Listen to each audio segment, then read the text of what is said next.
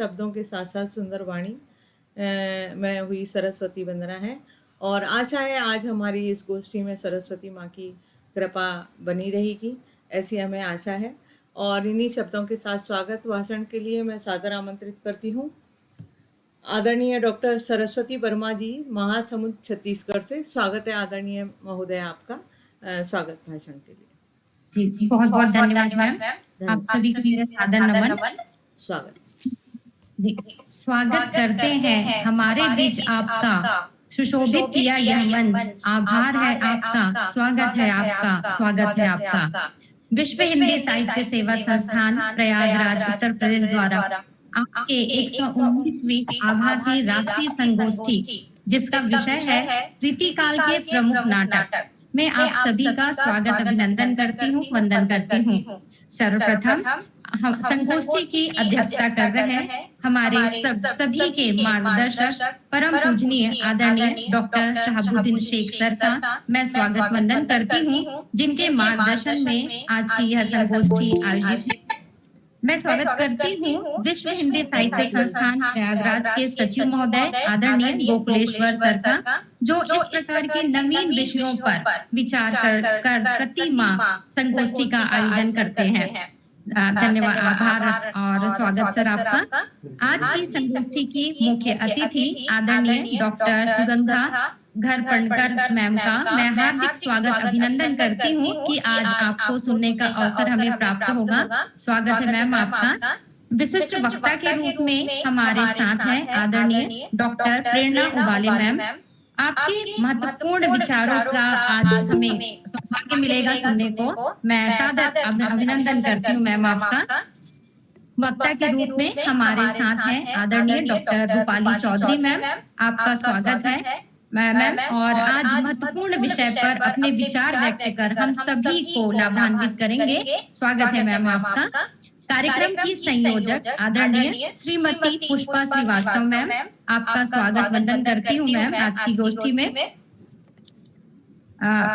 भक्ति रस की धारा में हम सभी को डुबो देने वाली सरस्वती वंदना को मधुर वाणी देने वाली आदरणीय श्रीमती रोहिणी डावरे मैम का मैं स्वागत करती हूँ।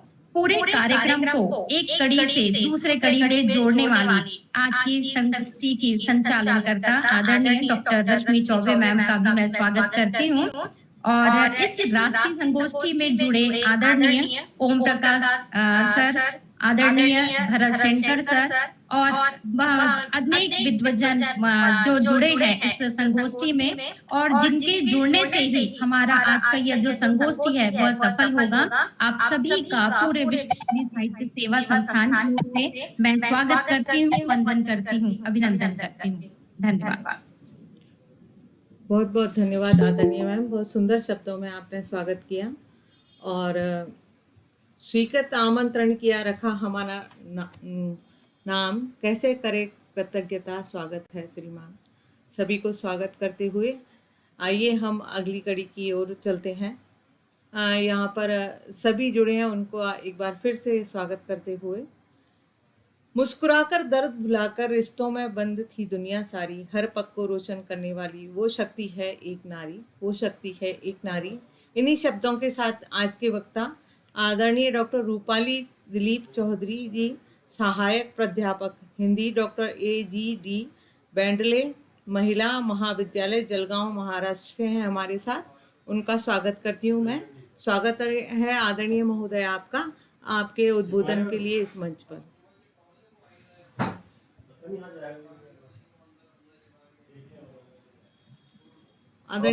मैडम जी। जी बिल्कुल, स्वागत है आपका, आपके उद्बोधन के लिए। धन्यवाद मैडम जी। विश्व हिंदी सेवा संस्थान प्रयागराज द्वारा आयोजित राष्ट्रीय संगोष्ठी व्याख्यान श्रृंखला रीतिकाल के नाटक इस विषय के विशेषज्ञ अध्यक्ष डॉक्टर शहाबुद्दीन सर जी, सचिव गोकुलेश्वर जी तथा पटल पर विद्यमान सभी गुरुजनों को हमारा प्रणिपात। आज की राष्ट्रीय गोष्ठी का विषय है रीतिकालीन नाटक। रीतिकाल श्रृंगार काल उत्तर मध्यकाल 1700 से 1900 तक माना जाता है। भारतवर्ष में नाटक की परंपरा अत्यंत प्राचीन है। भरत मुनि के नाट्य शास्त्र के सूत्र को आधार माने तो विभावानुभाव व्यभिचारी संयोगात्र रस निष्पत्तियां अर्थात नाटक शब्द की उत्पत्ति नट धातु से हुई है, जिसका अर्थ है सात्विक भाव का प्रदर्शन। दूसरे अर्थ में नाटक का संबंध नट या अभिनेता से होता है और उसकी विभिन्न अवस्थाओं की अनुकृति को ही नाट्य कहते हैं। इस प्रकार नट अभिनेता से संबंधित होने के कारण नाटक कहलाता है। न संयोगो न तत्कर्म नाट्यस्मिन् यन्न दृश्यन्ते सर्वशास्त्राणि शिल्पानि कर्माणि विविधानि च। अर्थात न ऐसा योग है, न कर्म, न शास्त्र, न शिल्प अथवा अन्य कोई ऐसा कार्य जिसका नाटक में उपयोग न कर पाए। रीतिकालीन नाटकों में रामायण महानाटक एक ऐसा नाटक है जिसकी रचना आधारभूत भगवान राम पर आश्रित है। दोहा चौपाइयों में विरचित यह नाटक है। रामचरित जो कहे बखाना बाढ़े धर्म पाप होए हाना। हनुमान नाटक जैसे दूसरा नाटक है कवि हृदय रामकृत। इस नाटक में भी हनुमान का लंका दहन अत्यंत संक्षेप में हमें मिलता है। समय सार नाटक जो तीसरा नाटक है बनारसी दास कृत समय सार, जिसकी रचना संवत 1693 विक्रमी में आगरा में हुई। नाट्यकार इसकी कथा के स्रोत के संबंध में मूल के 54 श्लोकों का अनुवाद एवं छंदों का भी प्रयोग करते हैं। चंडी चरित्र जिसमें समय सार के उपरांत गोविंद सिंह विरचित चंडी चरित्र का उपलब्ध होता है। इस नाटक में वीर रस की प्रधानता पाई जाती है। इसका उदाहरण देखिएगा, धर्म हो तो साका जी ने किया, शीश दिया पर सिर न दिया। प्रबोध चंद्रोदय यह मूलभूत संस्कृत की कृति है, किंतु इसके हिंदी में भी अनुवाद मिल जाते हैं। इसका प्रथम अनुवाद महाराज यशवंत सिंह ने संवत 1700 के आसपास किया। इस नाटक के रचयिता श्री कृष्ण मिश्र चंदेल राजा कृष्ण वर्मा के समकालीन थे। साक्षात आनंद की मूर्ति, तेजपुंज, ज्ञान स्वरूप, विषय से सर्वथा परामुक्त है। स्वभाव वाले पुराण पुरुष के रूप में उनकी माया नामक एक स्त्री जो उस मायाविनी के पुत्र का नाम मन है। पति को रुद्ध समझ वो अपने पुत्र को सिंहासनानी करना चाहती है। बेटा मन भी माँ की इस योजना में सम्मिलित हो जाता है और पिता को खंड खंड करके एक और फेंक देता है। मन की दो स्त्रियां प्रवृत्ति और निवृत्ति है। प्रवृत्ति से महामोह के कुल की और निवृत्ति से विवेक प्रधान कुल की उत्पत्ति होती है। दोनों कुलों में घोर संघर्ष की तैयारी होती है। महामोह में सहायक है काम, क्रोध, लोभ, अहंकार, दंभ, मिथ्या दृष्टि, रति, हिंसा, तृष्णा और विवेक सहायक है मति, वस्तु, विचार, संतोष, श्रद्धा, क्षमा, शांति, करुणा और विष्णु भक्ति। इसके प्रथम अंक में विवेक और उसकी पत्नी मति का वार्तालाप। दूसरे अंक में महामोह के आदेश से दंभ, पाखंड, काम, क्रोध, लोभ, योगिनियों के विष्णु भक्ति के विनाश में वह प्रयत्नशील होता है। तीसरे अंक में मातृविहीना दुख कातरा शांति अपनी सखी करुणा से चिंता प्रज्वलित करने का आग्रह करती है। करुणा उसे आश्वस्त करती हुई श्रद्धा के अन्वेषण में चल पड़ती है। इस प्रकार से 5 अंक लगभग इसमें पाए जाते हैं, जिसमें श्रद्धा और शांति का अंत में मिलन हो जाता है। मोह पराजय यह एक प्रतीकात्मक नाटक है जो प्रबोध चंद्रोदय के उपरांत प्राचीनता की दृष्टि से मोह पराजय की गणना की जाती है। इस नाटक के रचयिता यशपाल चालुक्य राजकुमार पाल के उत्तराधिकारी जयपाल के व्यक्ति हैं और कतिपय कल्पित आचार्य हेमचंद्र की कृपा से राजा कुमारपाल का जैन धर्म में दीक्षित होना इसकी प्रमुख घटना पाई जाती है। चैतन्य चंद्रोदय उड़ीसा महाराज गजपति प्रताप रुद्र के आदेश से इस नाटक की रचना कवि कर्णपुर ने की। वास्तव में यह नाटक नाट्य शैली में चैतन्य देव की नृत्य और पूरी लीलाओं को वर्णित करता है। चैतन्य चंद्रोदय के उपरांत भूदेव शुक्ल का धर्म विजय नामक प्रतीकात्मक नाटक जो पापात्मक एवं पुण्यात्मक प्रवृत्तियों का आधार बनाकर लिखा गया। विद्या परिणय एक ऐसा नाटक है जो वेद कवि ने प्रतीकात्मक रूप में तेजोराज के अमात्य आनंदराव के इस संरक्षण में निर्मित किया। अमृतोदय मैथिल गोकुलनाथ विरचित यह नाटक कुछ 5 अंकों में ही समाप्त हो जाता है, किंतु इसमें सृष्टि के संवादक जीव की आध्यात्मिक उन्नति का क्रम दिखाया गया है। श्री दामाचरित कवि साम्राज दीक्षित का यह प्रतीक नाटक चैतन्य चंद्रोदय के समान कृष्ण सखा श्रीदामा के चरित्र और आध्यात्मिक चिंतन का दोनों सम्मिलन पाया जाता है। शकुंतला नाटक कविवर नेवाज ने कालिदास की शकुंतला नाटक का अनुवाद संवत 1727 में किया। समस्त अनुवाद दोहा चौपाई में मिलता है। सभासर नाटक के रचयिता अहमदाबाद निवासी श्री रघुराम नागर है। इस नाटक में विविध व्यक्तियों का धर्म कर्म का वर्णन है। करुणा भरण, इस नाटक के रचयिता कृष्ण जीवन लच्छी राम है। राधा की अवस्था, ब्रजवासी अवस्था, सत्यभामा की अवस्था, राधा मिलन, नित्य व्यवहार, अद्वैत कथानक का आधार है। कुरुक्षेत्र में श्री कृष्ण और गोप गोपियों का पुनर्मिलन। इन सभी नाटकों की रचना विक्रम की 18वीं शताब्दी में हुई थी। 19वीं शताब्दी में माधव विनोद नाटक, जानकी रामचरित नाटक, रामलीला विहार नाटक, रामायण नाटक, प्रद्युम्न विजय नाटक, नहुष नाटक तथा आनंद रघुनंदन नाटक की रचना हुई। 17वीं से 19वीं शताब्दी तक विरचित नाटकों में 6 नाटक संबंधित, 3 नाटक कृष्णचरित संबंधित पाए गए। इस प्रकार से सर्वप्रथम विचारणीय बात यह हो जाती है कि क्या आज से 3 शताब्दी पूर्व नाटक का वही तात्पर्य समझा जाता था जो आज ड्रामा से माना जा रहा है? आज ड्रामा का क्या अर्थ है? आज ड्रामा कहते ही हमारे नेत्रों के सम्मुख आधुनिक प्रणाली से सुसज्जित रंगमंच पर अभिनय व खेल आता है। इसके अचानक में मानस धनुष की भावना प्रत्यंचा को इतना तनाव देने की शक्ति होती है कि कुतूहल का बाण सनसनाता हुआ हृदय को चीर कर निकल जाता है। अर्थात कौतूहल, विस्मय और सनसनी पहुंचाने वाले कथानकों से पूर्ण मनोहारी अभिनय दिखाने वाले खेल ड्रामा कहलाते हैं। विश्व हिंदी सेवा संस्थान के प्रति हम ऋण व्यक्त करते हैं। आयोजकों ने हमें बोलने का मौका दिया। आपके प्रति विशेष धन्यवाद, आभार। बहुत बहुत आभार, बहुत बहुत धन्यवाद आदरणीय। आपने बहुत सारा कुछ कहा नाटक के बारे में और हमें पूरा इतिहास सुना दिया। बहुत बहुत धन्यवाद आपका इस मंच पर अपना उद्बोधन व्यक्त करने के लिए। बहुत बहुत धन्यवाद। विशिष्ट वक्ता के रूप में आदरणीय प्रेरणा उवाले जी, अध्यक्ष हिंदी विभाग, मॉडर्न कॉलेज, शिवाजी नगर, पुणे, महाराष्ट्र। आदरणीय मैम को मैं बहुत स्वागत करती हूँ इस मंच पर आपके उद्बोधन के लिए। और बस 2 शब्द कहूँगी। मैं नारी हूँ आनंदमयी, नित नित हूँ चैतन्यमयी, मन उत्साहों के पुष्प खिले, मैं बन जाती हूँ रागमयी। इन्हीं शब्दों के साथ हार्दिक अभिनंदन है, स्वागत है आदरणीय महोदया का। नमस्ते, मैं डॉक्टर प्रेरणा उबाले, हिंदी विभाग अध्यक्ष, मॉडर्न महाविद्यालय पुणे से हूँ। आज की राष्ट्रीय संगोष्ठी में उपस्थित आदरणीय संयोजक अध्यक्ष महोदय doctor Shahabuddin Shaikh sir, Pushpa Srivastava madam, Sugandha Gharpankar madam और उपस्थित सारे वक्ताओं को मेरा सादर प्रणाम। आज का जो विषय हमने संगोष्ठी के लिए लिया है वो एक थोड़ा सा हटकर विषय है। वर्तमान समय में हम देखते हैं कि आधुनिक काल के अनेक विषयों से संबंधित संगोष्ठियां हो रही हैं, नए नए विषय लिए जा रहे हैं। लेकिन ये एक ऐसा विषय आज मेरे सामने आया कि जहाँ पर कुछ पिछले ही नाटकों के संदर्भ में हमें अनुसंधान करने का मौका मिल रहा है और जहाँ पर हमारी एक नींव हम कह सकते हैं कि आधुनिक नाटक जिसके आधार पर खड़ा है उसे कहीं ना कहीं टटोलने का आज अवसर हमें फिर से प्राप्त हो रहा है। जहाँ उससे पहले मैडम ने नाटकों के संदर्भ में थोड़ा सा विवेचन भी कर दिया है कि रीतिकाल में कौन से नाटक लिखे गए और उन नाटकों का कथ्य क्या रहा है, उन नाटकों का विषय केंद्र में क्या रहा है।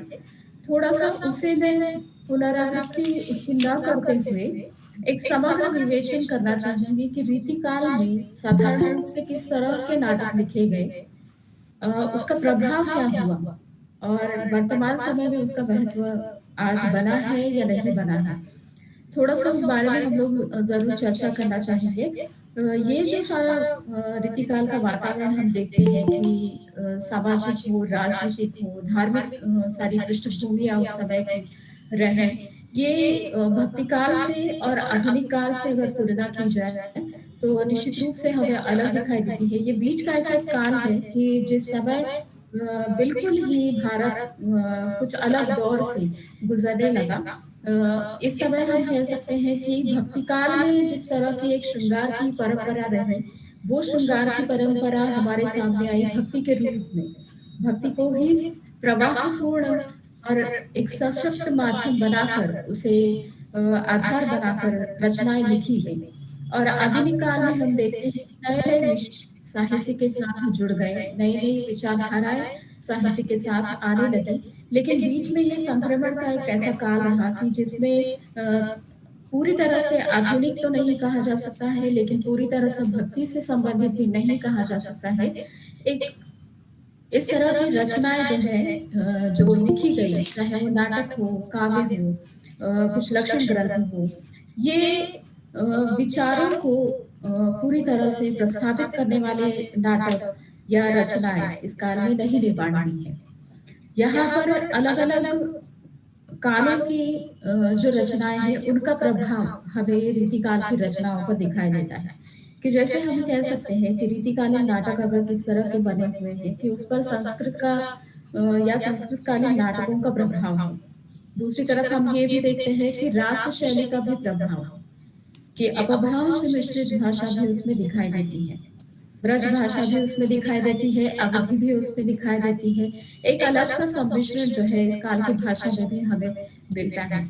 ठोस रूप से हम ये कह सकते हैं कि जनजीवन की दृष्टि से जो अस्थिरता का ये काल निर्माण हुआ, वैसी ही एक अस्थिरता जो है साहित्य में भी निर्माण हुई। जैसे हम हमेशा एक घिसा-पिटा वाक्य कहते हैं कि साहित्य समाज का दर्पण होता है और समाज में जो कुछ परिस्थितियाँ निर्माण होती हैं, उन सारी परिस्थितियों का प्रभाव भी साहित्य पर पड़ता है।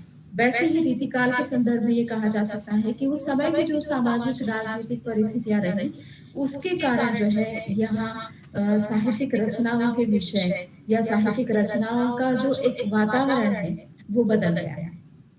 इस काल में कई कवि हुए कि आज भी हम बिहारी को पढ़ रहे हैं, आज भी हम गिरिधर कवि को पढ़ते हैं, कवि सूदन को पढ़ते हैं, गुलाम मिश्र जी को पढ़ते हैं, महाराज विश्वनाथ सिंह को पढ़ते हैं या बनवारी लाल जी को पढ़ते हैं, सबल सिंह चौहान को पढ़ते हैं। इन्होंने काव्य शास्त्रीय एक परंपरा निर्माण की, इन्होंने अपने कुछ लक्षण ग्रंथ लिखे और कुछ अलंकारों का निर्माण भी किया। जहाँ पर शुरुआत का एक दौर भारतीय काव्यशास्त्रीय चिंतन की परंपरा का रहा, उससे थोड़ा आगे बढ़कर नए प्रकार से अलंकारों की उद्भावना यहाँ पर इस काल में हुई है।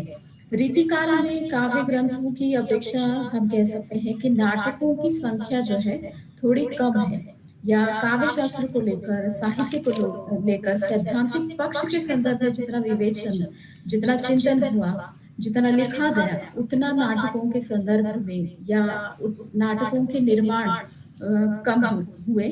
और इस दृष्टि से हम कह सकते हैं कि यहाँ पर ये इसलिए हुआ कि एक तो मुगल शासन काल, राजा अकबर और शाहजहां का ये समय रहा था। ललित कलाओं को यहाँ पर अधिक प्रेरणा मिली हुई दिखाई देती है, उसकी उन्नति भी हुई और इससे जनता की अभिरुचि बदलती गई। अभिरुचि में कहीं परिष्कार भी आता गया और रीतिकालीन इन कवियों में जो है कला के प्रति एक प्रेम भावना या कला को प्रधानता देने वाली एक दृष्टि निर्माण होती गई। यहाँ पर हम जरूर कह सकते हैं कि मनोहर दृश्यों का चित्रण जो है यहाँ, जैसे बिहारी का अगर उदाहरण ले ले तो बिहारी के दोहों में अनेक मनोहर चित्रण आपको मिलेंगे। कला प्रियता के दर्शन यहाँ पर होते हैं। और अगर भक्ति काल की तुलना की जाए तो भक्ति का ही एक सम्मिश्रण उस श्रृंगार के साथ या उन कलाओं के साथ भी हमें दिखाई देता है। यहाँ पर जो है थोड़ी सी भक्ति दूर हटकर श्रृंगार को प्रधानता अधिक मिली, प्रेम को प्रधानता अधिक मिली। इसलिए नायक नायिकाओं की चर्चा नाटकों में या काव्य ग्रंथों में अधिकांश रूप में हमें दिखाई देती है। फिर इसमें श्री राम को, कहीं कृष्ण को नायक बनाते हुए हम देख सकते हैं। यहाँ एक बाद के समय में जो है इनको नायक के रूप में जिस तरह से प्रस्तुत किया गया या उसे स्थापित करने की कोशिश हुई, ये कोशिश जो है ये थोड़े से संस्कृत नाटकों को आधार बनाकर हुई। थोड़ा सा उस पर बाद में विद्वानों ने आरोप भी लगाया कि संस्कृत का ही मिश्रण जो है रास शैली के साथ करते हुए इन नाटकों का निर्माण किया गया है। वैसे बहुत से आरोप भी इन नाटकों पर लगे हुए हैं। कुछ नाटकों के मैं नाम जरूर आप लोगों को गिनाऊंगी कि इन नाटकों का निर्माण जो है इस काल में हमें मिलता है कि जैसे मोह पराजय है, विद्या परिणय और जीवानंद, अमृतोदय, श्री दामा चरित्र, आंध्र विरचित मध्ययुगीन नाटक, ये आंध्र विरचित मध्ययुगीन नाटकों में हमें ये दिखाई देता है कि आंध्र प्रदेश में कुछ ऐसे साहित्यकार निर्माण हुए जिन्होंने संस्कृत और रास शैली का मिश्रण करते हुए हिंदी के अलावा तेलुगु, तमिल, इन भाषाओं में भी नाटक लिखे। मतलब रीतिकाल जिस समय हम केवल हिंदी साहित्य के लिए कह रहे हैं, उसी के समान जो है परंपरा तमिल और मलयालम साहित्य में दिखाई दे रही है। उसी प्रकार के नाटक ही उस समय लिखे गए हैं। इसके अलावा हम कह सकते हैं गोविंद हुलास, शकुंतला नाटक, सभासार नाटक, करुणा भरण, ये कुछ महत्वपूर्ण नाटक जो है इस काल में लिखे गए। रामायण नाटक इस काल का एक महत्वपूर्ण नाटक कह सकते हैं। हनुमान नाटक, समय सार और विचित्र नाटक एक संकलन इस काल में दिखाई देता है कि जिसमें 3 नाटकों का संकलन है, विचित्र नाटक, चंडी चरित्र और 24 सप्ताह। और दूसरा महत्वपूर्ण नाटक जो 3 लेखकों के द्वारा इसी विषय पर लिखा हुआ हमें मिलता है, वो है प्रबोध चंद्रोदय नाटक, जो 1700 संवत में लिखा गया है। संकल्प सर्वोदय, यतिराज विजय, ये भी नाटक इस काल में लिखे गए हैं। साधारण रूप से एक 20 के आसपास नाटक जो है ये 18वीं शताब्दी में या 18वीं शती में हमें मिलते हैं। अब इन नाटकों के संदर्भ में कथ्य के संदर्भ में अगर कहा जाए तो अमृतोदय जो है 5 अंकों में विभाजित एक दीर्घ नाटक है। आध्यात्मिक उन्नति से संबंधित ये नाटक है।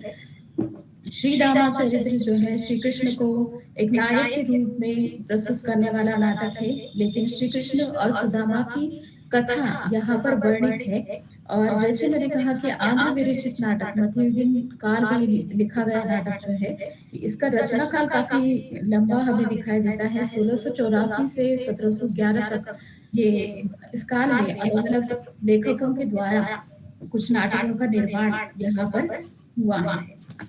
ये नाटकों के कथ्य के संदर्भ में, विषयों के संदर्भ में हर एक नाटक को लेकर अलग अलग प्रकार से बातचीत हो सकती है, लेकिन उतना समय यहाँ पर हमें नहीं है, इसलिए हर एक की कथा वस्तु की चर्चा मैं जरूर नहीं करूंगी।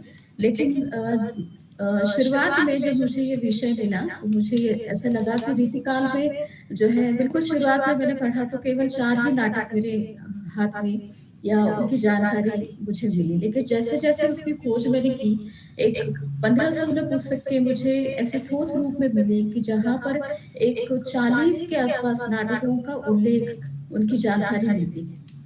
आज का जो विषय हमने ये लिया, ये केवल ऊपरी तौर पर इसकी चर्चा या केवल नाटकों की कथा वस्तु के संदर्भ में उसकी चर्चा करना, ये मतलब बहुत ही सीमित हो जाएगा।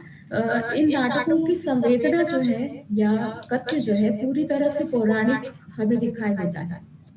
जैसे कि संस्कृत नाटकों का प्रभाव इसमें है, इसलिए पद्य नाटक हम कह सकते हैं। यहाँ पर जिस तरह से हम एक चंपू काव्य की धारा देखते हैं कि जहाँ पर गद्य और पद्य का मिश्रण होता है, आधुनिक काल में, भारतीय हिंदू काल में इस तरह के कुछ नाटकों का निर्माण हुआ।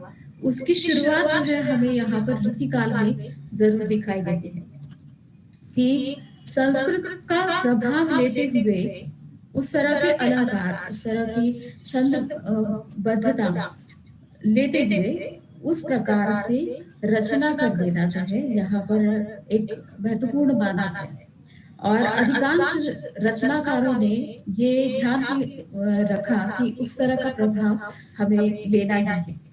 मतलब नई नवीनता का निर्माण यहाँ पर बहुत अधिक नहीं हुआ, या रास शैली में जिस प्रकार से अपभ्रंश का कुछ प्रभाव दिखाई देता है, वैसी शैली का यहाँ पर निर्माण किया गया। अधिकांश नाटकों में नृत्य और संगीत का भी प्रयोग हमें काफी मात्रा में दिखाई देता है, और ये उसी प्रकार से लिखे हैं कि प्रस्तुति की दृष्टि से वो बहुत अधिक आसान है। अब यहाँ पर ये एक महत्वपूर्ण बात ये भी दिखाई देती है हमें कि रीतिकाल में जो साहित्य लिखा गया वो राजाश्रय में लिखा गया। राजाओं की प्रशंसा के लिए लिखा गया, या कहीं हम कह सकते हैं कि राजाओं को खुश करने के लिए वो लिखा गया। नाटक उससे अछूता नहीं रहा।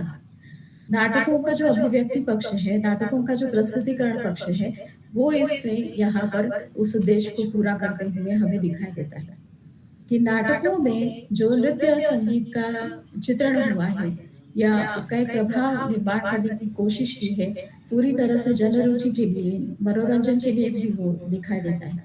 यहाँ पर बहुत बोझिल नाटक हमें नहीं दिखाई देते हैं। श्रृंगार की प्रधानता रखते हुए एक जनरुचि किस प्रकार से बनी रह सकती है, इस तरह से नाटकों में उन लेखकों ने बिल्कुल सहायता ली है। 18वीं शताब्दी में इस प्रकार से ये सारे नाटक मिलते हैं। उसके आगे हम देखते हैं कि 19वीं शताब्दी में, मतलब बिल्कुल भारतेंदु काल से सटीक या उससे जुड़ा हुआ ये समय रहा है, उस समय में उतने ही नाटक हमें मिलते हैं कि जितने 18वीं शताब्दी में लगभग एक 16-17 नाटकों के जो मैंने नाम बताए, इनके अलावा भी कुछ नाटक लिखे गए कि जैसे माधव विनोद नाटक है, जानकी रामचरित, रामलीला विहार नाटक, रामायण नाटक, प्रद्युम्न विजय नाटक, नहुष नाटक, आनंद रघुनंदन की एक लगभग 15 नाटकों की के नाम यहाँ पर हमें मिल सकते हैं। और इसमें माधव विनोद नाटक जो है, ऐसा नाटक है कि जो संस्कृत के माधव का ही पद्यबद्ध किया हुआ एक अनुवाद है। वो एक रूपांतरण भी हम उसे कह सकते हैं। और बाकी जो मैंने नाम बताए वो सारे मौलिक नाटक हैं।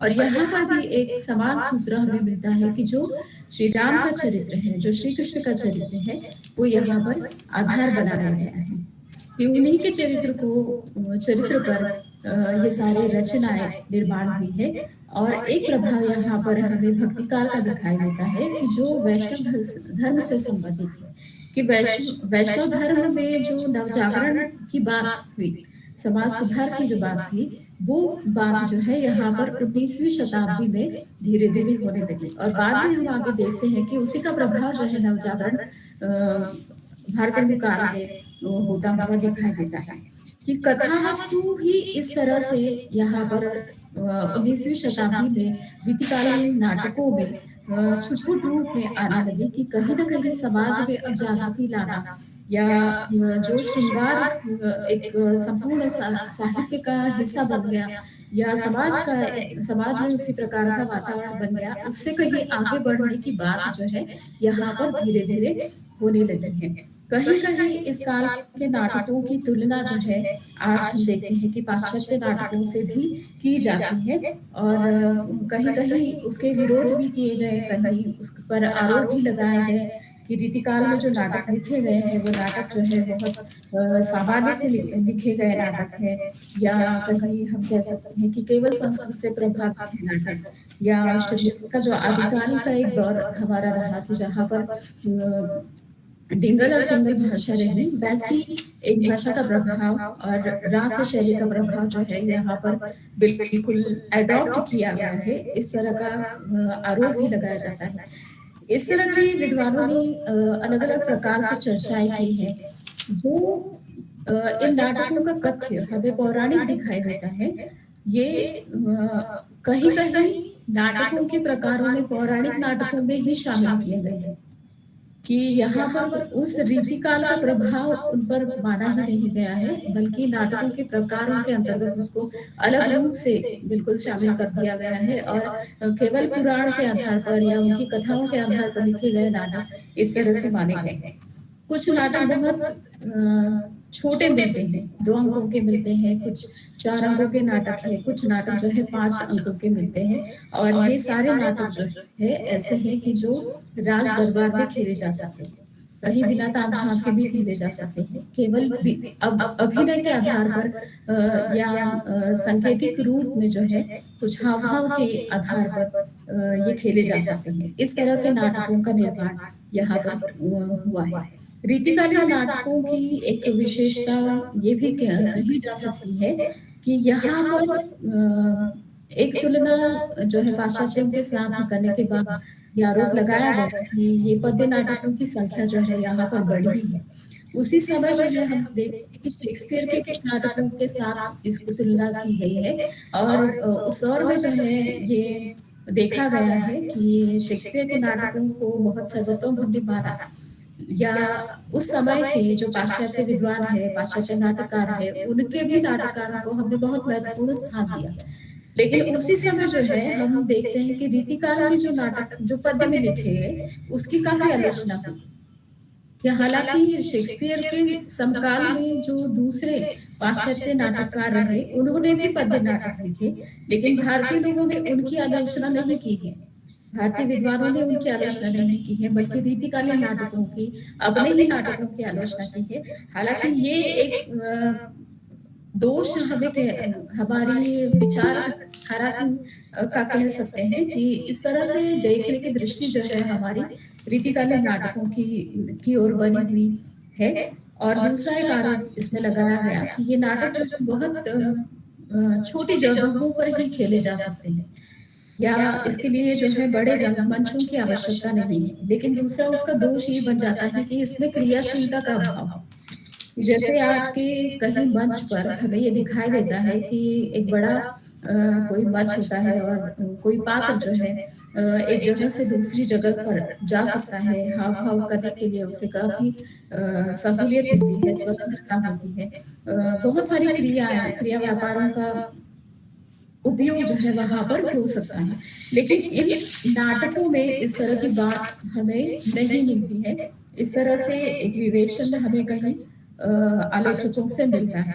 दूसरी तरफ ये एक बात हमें रीतिकालीन नाटकों के संदर्भ में मिलती है कि पौराणिक नाटक होने के बावजूद भी ये थोड़े से राज दरबार में ही सीमित रह गए। जनता की रुचि जो है इन विषयों में बहुत अधिक होती है और जनता कहीं ना कहीं श्री राम के चरित्र को, श्री कृष्ण के चरित्र को या पुराणों की कथाओं को बार बार सुनना चाहते हैं, देखना चाहते हैं, लेकिन जनता तक वो नाटक बहुत ज्यादा नहीं पहुंच पाए हैं। इसलिए जनता से दूर रहने का कहीं आरोप इन पर लगाया गया है। और दूसरी तरफ ये भी है कि तत्कालीन जो समाज व्यवस्था रही, तत्कालीन जिस प्रकार से समाज बदल रहा है, उस समय का जो देश का वातावरण रहा है, उनका चित्रण इन नाटकों में बहुत कम मात्रा में या प्रतीकात्मक रूप में ही आ पाया है। पूरी तरह से जैसे हम कहीं भक्तिकाल में देखते हैं कि प्रतीकात्मक रूप में उसी काल का कहीं वर्णन मिलता है, या कबीर के साहित्य में हमें भक्तिकाल में आसपास के जो कुछ वातावरण में हो रही है चीजें उसका वर्णन मिलता है, लेकिन यहाँ पर जो है पूरी तरह से वैसा वर्णन हमें किसी भी नाटक में नहीं मिलता है। और इसीलिए कहा गया है कि राजर्षय होने के कारण जो है ये नाटक जो है बहुत अधिक पनप नहीं पाया है, कि उसी दरबार तक वो सीमित रहा। दूसरी तरफ जो है यहाँ पर जनता की रुचि को उन्होंने परिभाषित किया है, कला की ओर लोगों का ध्यान आकर्षित जरूर किया है, ललित कलाओं का महत्व भी उससे समझ में आया है, लेकिन उसका बहुत अधिक प्रसार भी आगे नहीं हो गया। कि हम देखते हैं कि ये जो ललित कलाओं के संदर्भ में उन्नति एक हो सकती थी, बहुत अधिक उन्नति हो सकती थी इन साहित्य के माध्यम से, लेकिन आगे जो है आधुनिक काल में वो खंडित हुई है। कि आधुनिक काल में हम देखते हैं कि सारे नाटकों के पूरी तरह से विषय बदल गए। कि भारतेंदु जब नाटक के युग में या उस काल में अवतरित हुए तो भारतेंदु ने पूरे ही तरह से उन परंपराओं को ही खंडित कर दिया। दूसरी तरफ हम कह सकते हैं कि जनरंजन नाटकों से नहीं हो पाया है, कि कहीं ना कहीं जनरुचि रही है या जनता के लिए, जनता को आवश्यक जो विषय लगते हैं वो उन विषयों का चित्रण जरूर उसमें हुआ है। कहीं संगीत और नृत्य का भी उसमें समावेश किया गया है, लेकिन वो अगर जनता तक ही नहीं पहुंच पाता है तो उसका कोई उपयोग नहीं माना जाता है या उतने सार्थक वो नहीं माने जा सकते हैं।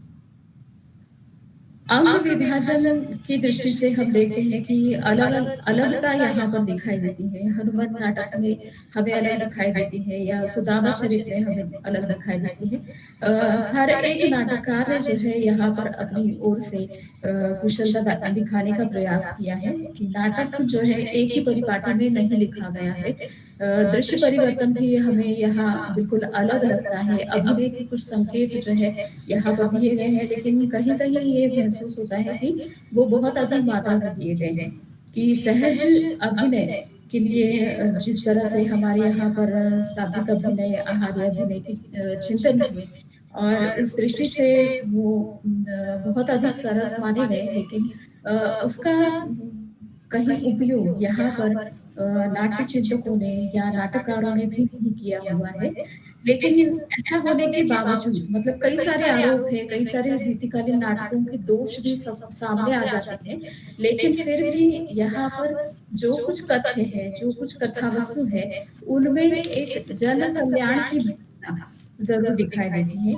यहाँ हमें ये कहना बिल्कुल संगत रहेगा कि जनता की दृष्टि का परिष्कार करने का एक प्रयास ये रीतिकालीन नाटक जो है एक पौराणिक कथा वस्तु के माध्यम से करते रहते हैं और इसमें सबसे प्रमुख जो है हृदय राम गुरु गोविंद सिंह या बनारसी दास जी ने इसमें सबसे अधिक योगदान दिया है। कुछ नाटक इस काल में ऐसे भी लिखे गए हैं कि उस समय जो आध्यात्मिक गुरु रहे, उन आध्यात्मिक गुरुओं को आधार बनाकर या आध्यात्मिक दृष्टि से मनुष्य कैसे उन्नति कर सकता है, भारतीय संस्कृति में कैसे अध्यात्म की ओर जाने का संकेत दिया है और संपूर्ण भारतीय जीवन में जो है कैसे हम अध्यात्म को लेकर मनुष्य जीवन को सार्थकता प्रदान कर सकते हैं। इन एक कर्मठता या कर्मशीलता को आधार बनाकर भी कुछ नाटक लिखे गए हैं कि जहाँ पर एक तरफ पौराणिक नाटक जिस तरह से जिस प्रवाह में लिखे जा रहे थे, समांतर रूप में आध्यात्मिकता एक महत्वपूर्ण विषय इन रीतिकालीन नाटकों का रहा है। उस समय गुरु नानक जी पर भी कुछ नाटक लिखे हुए हमें मिलते हैं, कुछ संतों पर नाटक लिखे हुए मिलते हैं और ये इसीलिए ये ऐसे ही दिखाई देती है कि एक उस समय की मनोदशा जो मनुष्य की रही है, उन मनोदशा को जो है वो आध्यात्मिक एक मार्ग के माध्यम से परिवर्तित करने का प्रयास इन नाटकों ने करने का किया है। कि नाटकों का नवनिर्माण, सृजन या बहुत अधिक हटकर कुछ लेखन की परंपरा बहुत नहीं बनी, लेकिन फिर भी रीतिकाल में जो नाटक लिखे गए लगभग मुझे लगता है कि अगर सचमुच बहुत गंभीरता से इस विषय पर अनुसंधान किया जाए तो 40 से भी अधिक नाटक हमें प्राप्त हो सकते हैं, क्योंकि एक 15-20 पुस्तकें मैंने इस विषय पर देखी और मुझे ये महसूस हुआ कि छुटपुट रूप में ही सही कहीं नाटक के समान लिखी हुई कुछ रचनाएं भी यहाँ पर मिलती है कि जिसे हम पूरी तरह से नाटक नहीं कह सकते हैं, लेकिन नाटक के तत्व, नाटक के कुछ लक्षण इसमें जरूर पाए जा सकते हैं, उनको भी इसमें शामिल करना बहुत जरूरी है और तभी हम कह सकते हैं कि एक नाट्य साहित्य रीतिकालीन रीतिकाल में किस तरह से निर्माण हुआ उसका एक आकलन हमें हो सकता है। इसलिए मैं समझती हूँ कि जैसे भक्तिकाल में रचा हुआ भक्तिकालीन साहित्य महत्वपूर्ण है, आधुनिक काल में अनेक विधाएं निर्माण हुई, उन सारी विधाओं का हम एक अलग महत्व समझते हैं। वैसे ही रीतिकाल में लिखे गए काव्य ग्रंथों का अलग महत्व है और विलक्षण ग्रंथों का अलग महत्व है। उन्हें हम बिल्कुल पढ़ते हैं, उसका विवेचन करते हैं काव्य शास्त्रीय आधार पर। वैसे ही रीतिकालीन नाटक भी इतने महत्वपूर्ण हैं कि उनको बिल्कुल ही नकारा नहीं जा सकता है और मैं आयोजकों को बहुत धन्यवाद करना चाहूंगी कि उन्होंने इस विषय पर संगोष्ठी रखी है या इस विषय को चुना और मैं चाहूंगी कि और भी इस विषय से संबंधित अनेक पहलू हो सकते हैं कि शायद मुझसे भी छूट गए होंगे, लेकिन उन विषयों पर भी चर्चा होना बहुत आवश्यक है। ये विषय जो है ऐसा है कि इस पर बहुत अधिक ठोस रूप में वैचारिक रूप में नहीं लिखा गया है कि जो परंपरागत रूप में कहीं पूर्व कालीन विद्वानों ने लिखा हुआ है, उन्हीं के आधार पर बाद में भी कुछ विद्वानों ने अपने मत तैयार कर दिए या आलोचना ग्रंथों में भी लिख दिए हैं। लेकिन उसके अलावा भी कुछ पांडुलिपियां असल में मौजूद हो सकती है या कहीं उनके संदर्भ में जो है आज भी हम कुछ छंद इसमें से पढ़ सकते हैं। कुछ छंद मौजूद भी है कि किस प्रकार से नाटक का महत्व बताने वाले भी अलंकारों में वो पद लिखे गए हैं, तो उनका भी अध्ययन इसमें होना चाहिए कि जैसे किसी नाटक में जो है अपनी रचनाकार की जानकारी दी गई है, या नाटककार ने अपनी ही जानकारी उसमें दी है। तो ये ऐसे एक सूत्र है कि उस समय के नाटकों के संदर्भ में और भी कुछ सूत्र हमारे हाथ लग सकते हैं। इसलिए मैं समझती हूँ कि ये एक महत्वपूर्ण विषय आज हमारे सामने आया है, और मैं धन्यवाद देना चाहूँगी पुनः एक बार सभी को जिन्होंने मुझे ध्यान से सुना, और आयोजकों को भी बहुत-बहुत धन्यवाद। बहुत बहुत धन्यवाद आपको भी इतना सुंदर और सारगर्भित उद्बोधन देने के लिए। सचमुच आपका उद्बोधन बहुत ही अच्छा था। और यहाँ पर जावीर सिंह जी, प्रमिला कौशिक जी, लक्ष्मीकांत वैष्णव जी, सभी ने यहाँ पर आपके लिए मैसेज किए हैं आपके उद्बोधन के लिए। बहुत बहुत धन्यवाद आदरणीय। आपने बहुत कुछ कहा कि संस्कृत जो नाटक हैं उनका प्रभाव है, पाश्चात्य का भी प्रभाव है, छोटे नाटक हैं। और आपने कहा पद्य में लिखे हुए नाटकों को हमारे यहाँ के पद्य में लिखे हुए हिंदी के नाटकों को सराहा नहीं गया। और आपने 40 से ज़्यादा नाटकों को बताया कि इसमें है, अन्य अनेक विशेषताओं को बताए हुए। और यहाँ पर मैं बता दूँ, रीतिकाल से हमें अगर बिहारी जी याद आते हैं या घनानंद जी, सचमुच नाटकों को हम याद नहीं करते। और ये शायद मेरे साथ ही नहीं है, अन्य अनेक लोगों के साथ भी होता होगा, जो लोग पढ़ाते नहीं हैं उनके अलावा। तो रीतिकाल में अगर बिहारी जी, घनानंद हमें दिमाग में रहते हैं लेकिन नाटक नहीं रहते। तो आपके इतना सुंदर और सारगर्भित उद्बोधन कि उसको सुनने के बाद हमें बहुत कुछ ज्ञान प्राप्त हुआ है। बहुत बहुत धन्यवाद आदरणीय। और साथ ही साथ यहाँ पर आज प्रमिला कौशिक जुड़ी हुई हैं, उनका स्वागत करती हूँ इस मंच पर। और बहुत सारे लोग यहाँ पर जुड़े हुए हैं अभी अभी, जयवीर सिंह जी, और यहाँ पर फतेह सिंह जी, रामचंद्र स्वामी जी, ये कुछ लोग अभी बाद में जुड़े हों, उनका मैं इस मंच पर स्वागत करती हूँ। और हमारे साथ वर्मा मैडम भी जुड़ी हुई हैं, और प्रतिभा येरेकर जी भी जुड़ी हुई हैं। उन सभी का और किसी का, सीमा वर्मा जी का स्वागत है। और कोई अगर नाम लेना मैं भूल रही हूँ तो उन सभी का मैं स्वागत करती हूँ यहाँ पर, कि आप सभी लोग हमसे जुड़े हुए हैं और हमारे साथ हैं, और ऐसे ही हमारे साथ हमेशा बने रहें। बहुत बहुत धन्यवाद। और कार्यक्रम को आगे बढ़ाते हुए मैं यहाँ पर मुख्य अतिथि के रूप में आदरणीय डॉक्टर सुगंधा हिंदूराव घरापणकर जी को सादर आमंत्रित करती हूँ इस मंच पर। किसी की आवाज़ आ रही है? सुगंधा जी, आपका स्वागत है, लेकिन आप कृपया माइक बंद कर लीजिए। नहीं नहीं, सॉरी, ये तो हमारी मुख्य अतिथि हैं। आप कृपया माइक ऑन कर लीजिए, पर ऐसा लग रहा था जैसे जी मैडम, मैंने किया है मैडम। जी जी, स्वागत है आपका मैम, बहुत बहुत धन्यवाद। यहाँ पर आपके उद्बोधन के लिए। हिंदी राज्य Shiva Chhatrapati arts and commerce college से हैं ये, महगांव, कोल्हापुर, महाराष्ट्र से। आदरणीय मैम 3 भाषाओं में अपना जानकार हैं ये। और इनके लिए चंद शब्द कहूँगी कि कुछ चेहरे यूं ही नहीं मुस्कुराया करते, कुछ चेहरे यूं ही नहीं मुस्कुराया करते, रंग बसंती यूं ही नहीं उठाया करते। बड़ी जिम्मेदारी है सारा जहां महकाना जनाब, बड़ी जिम्मेदारी है सारा जहां महकाना जनाब। कुछ फूल दुनिया में यूं ही नहीं मुस्कुराया करते, कुछ फूल दुनिया में यूं ही नहीं मुस्कुराया करते।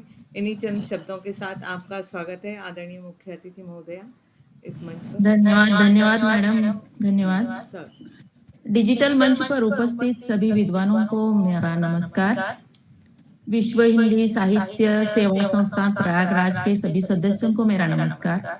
इस वेब गोष्ठी के अध्यक्ष आदरणीय गुरुवर्य डॉक्टर शहाबुद्दीन शेख सर, संस्था के सचिव माननीय गोकुलेश्वर द्विवेदी सर, विशिष्ट वक्ता प्रेरणा उबाले मैडम जी और रूपाली चौधरी मैडम जी, कार्यक्रम की संयोजिका पुष्पा श्रीवास्तव मैडम जी, संचालन बहुत अच्छी तरह से संचालन करने वाली संयोजिका श्रीमती पुष्पा श्रीवास्तव मैडम जी, और रोहिणी रौरे मैडम जी, Om Prakash sir, doctor Schenker sir, सभी को मेरा प्यार भरा नमस्कार।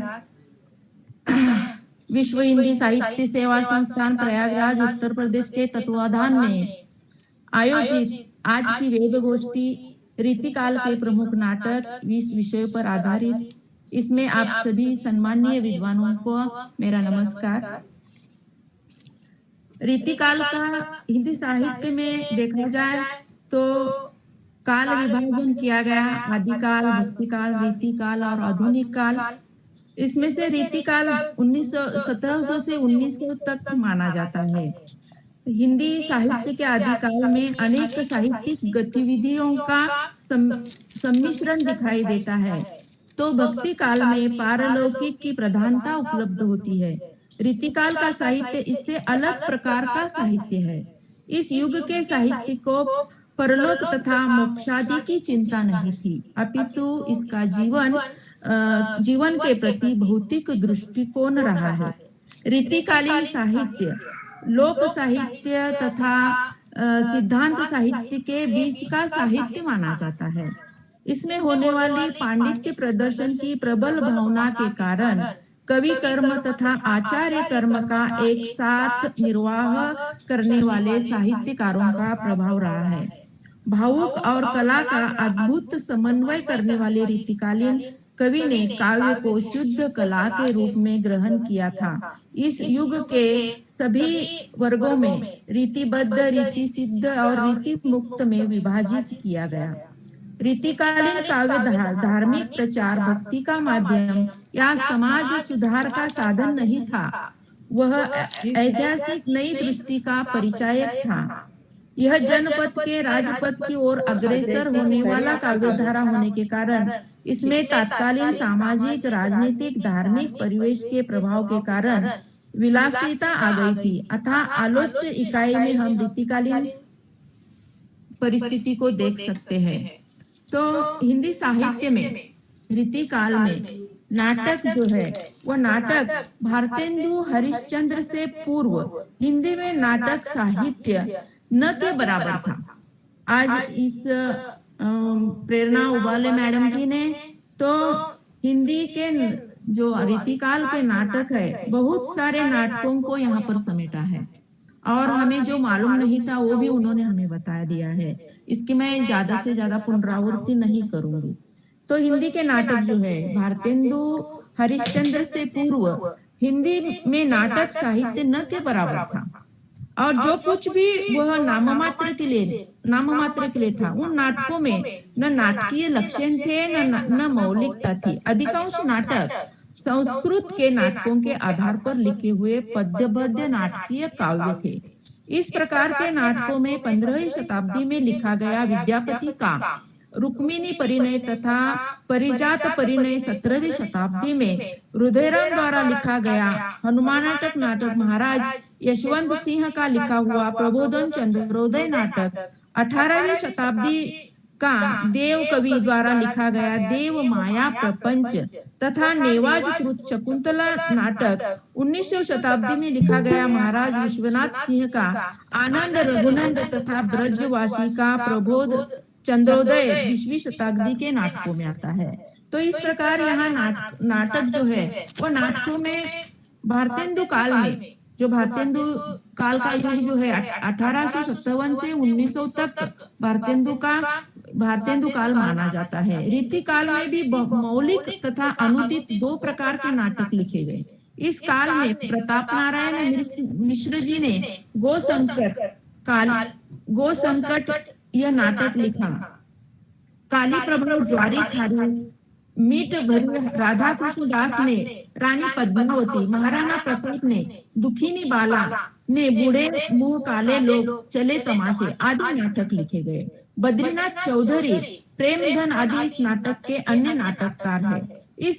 इस काल में बहुत सारे नाटककार हैं जिन्होंने नाटक लिखे गए, परंतु मुझे ऐसा लगता है कि 1900 ये जो युग है वो भारतेंदु काल में नाटक का जो सही मात्रा में नाटक की रचना जो है वो हो गई 1857 से 1900 तक। इस काल में जो नाटक लिखे गए उसमें से जो भारतेंदु कालीन नाटक है वो बहुत ही महत्वपूर्ण है, लेकिन रीतिकाल में जो लिखे गए नाटक है वे बहुत ही अच्छे हैं। तो भारतेंदु नाटक के पहले भी नाटक लिखे गए। हिंदी में नाट्य साहित्य की परंपरा भारतेंदु जी को माना जाता है। भारतेंदु युग नवोत्थान का युग क्या था? भारतेंदु जी सामाजिक, धार्मिक, राजनीतिक, आर्थिक दुर्दशा के आहत थे। अतः साहित्य के माध्यम से उन्होंने समाज को जागरूक करने का संकल्प किया। समाज में जगाने में नाटक सबसे प्रबल सिद्ध होता है। इसको नैराश्य अंधकार में आशा दीप जलाने का प्रयास उस रीतिकाल के नाटकों ने किया गया था। यहाँ पर जो मौलिक कृतियां मैं वैद्यकी, हिंसा न भवती, प्रेम योगिनी, विश्रेयस, विश्व मोक्षधम, चंद्रावली, भारत दुर्दशा, नील देवी, अंधेरी नगरी तथा सती प्रताप वैद्य, वैद्य की सिंहान भवती, प्रेम योगिनी और पाखंड विखंडन में धार्मिक रूढ़ियों और विडंबनाओं से ग्रस्त समाज के पाखंड, आडंबर, भ्रष्ट आदि नाटकीय आख्यान हुआ है। वैदिकी हिंसा न भवती में ऊपर से सफेद पोष दिखने वाले धर्मात्माओं के साथ ही तात्कालीन देशी नरेशियों और मंत्रियों के व्यभिचार की पोल खोली गई। अपने युग के धार्मिक स्थिति के प्रति जो तीव्र आक्रोश नाटककार में है, वही उसकी अपूर्ण नाटिका प्रेम योगिनी में प्रस्तुत हुआ। पाखंड विखंडन में हिंदुओं ने संत महात्माओं की हीन दशा का चित्रण हुआ। इस प्रकार धार्मिक पाखंडों का खंडन करना ही इन नाटकों का मूल स्वर रहा है। अंग्रेजों ने बहुत से राजाओं से उनका शासन छीनकर उनका राज्य अपने अधीन कर लिया था। अंग्रेजों की इस नीति की प्रशंसा पर गुलामी के भय के द्वंद्व परिकल्पना विषय मौसम प्रशासन में साकार हो उठी है। देशोद्धार की भावना का संघर्ष इस काल में हुआ है। भारत दुर्दशा में भारत के प्राचीन उत्कर्ष और वर्तमान अधपतन का निर्माण हुआ था। इस काल में अनुदित और रूपांतरित भी नाटक लिखे गए।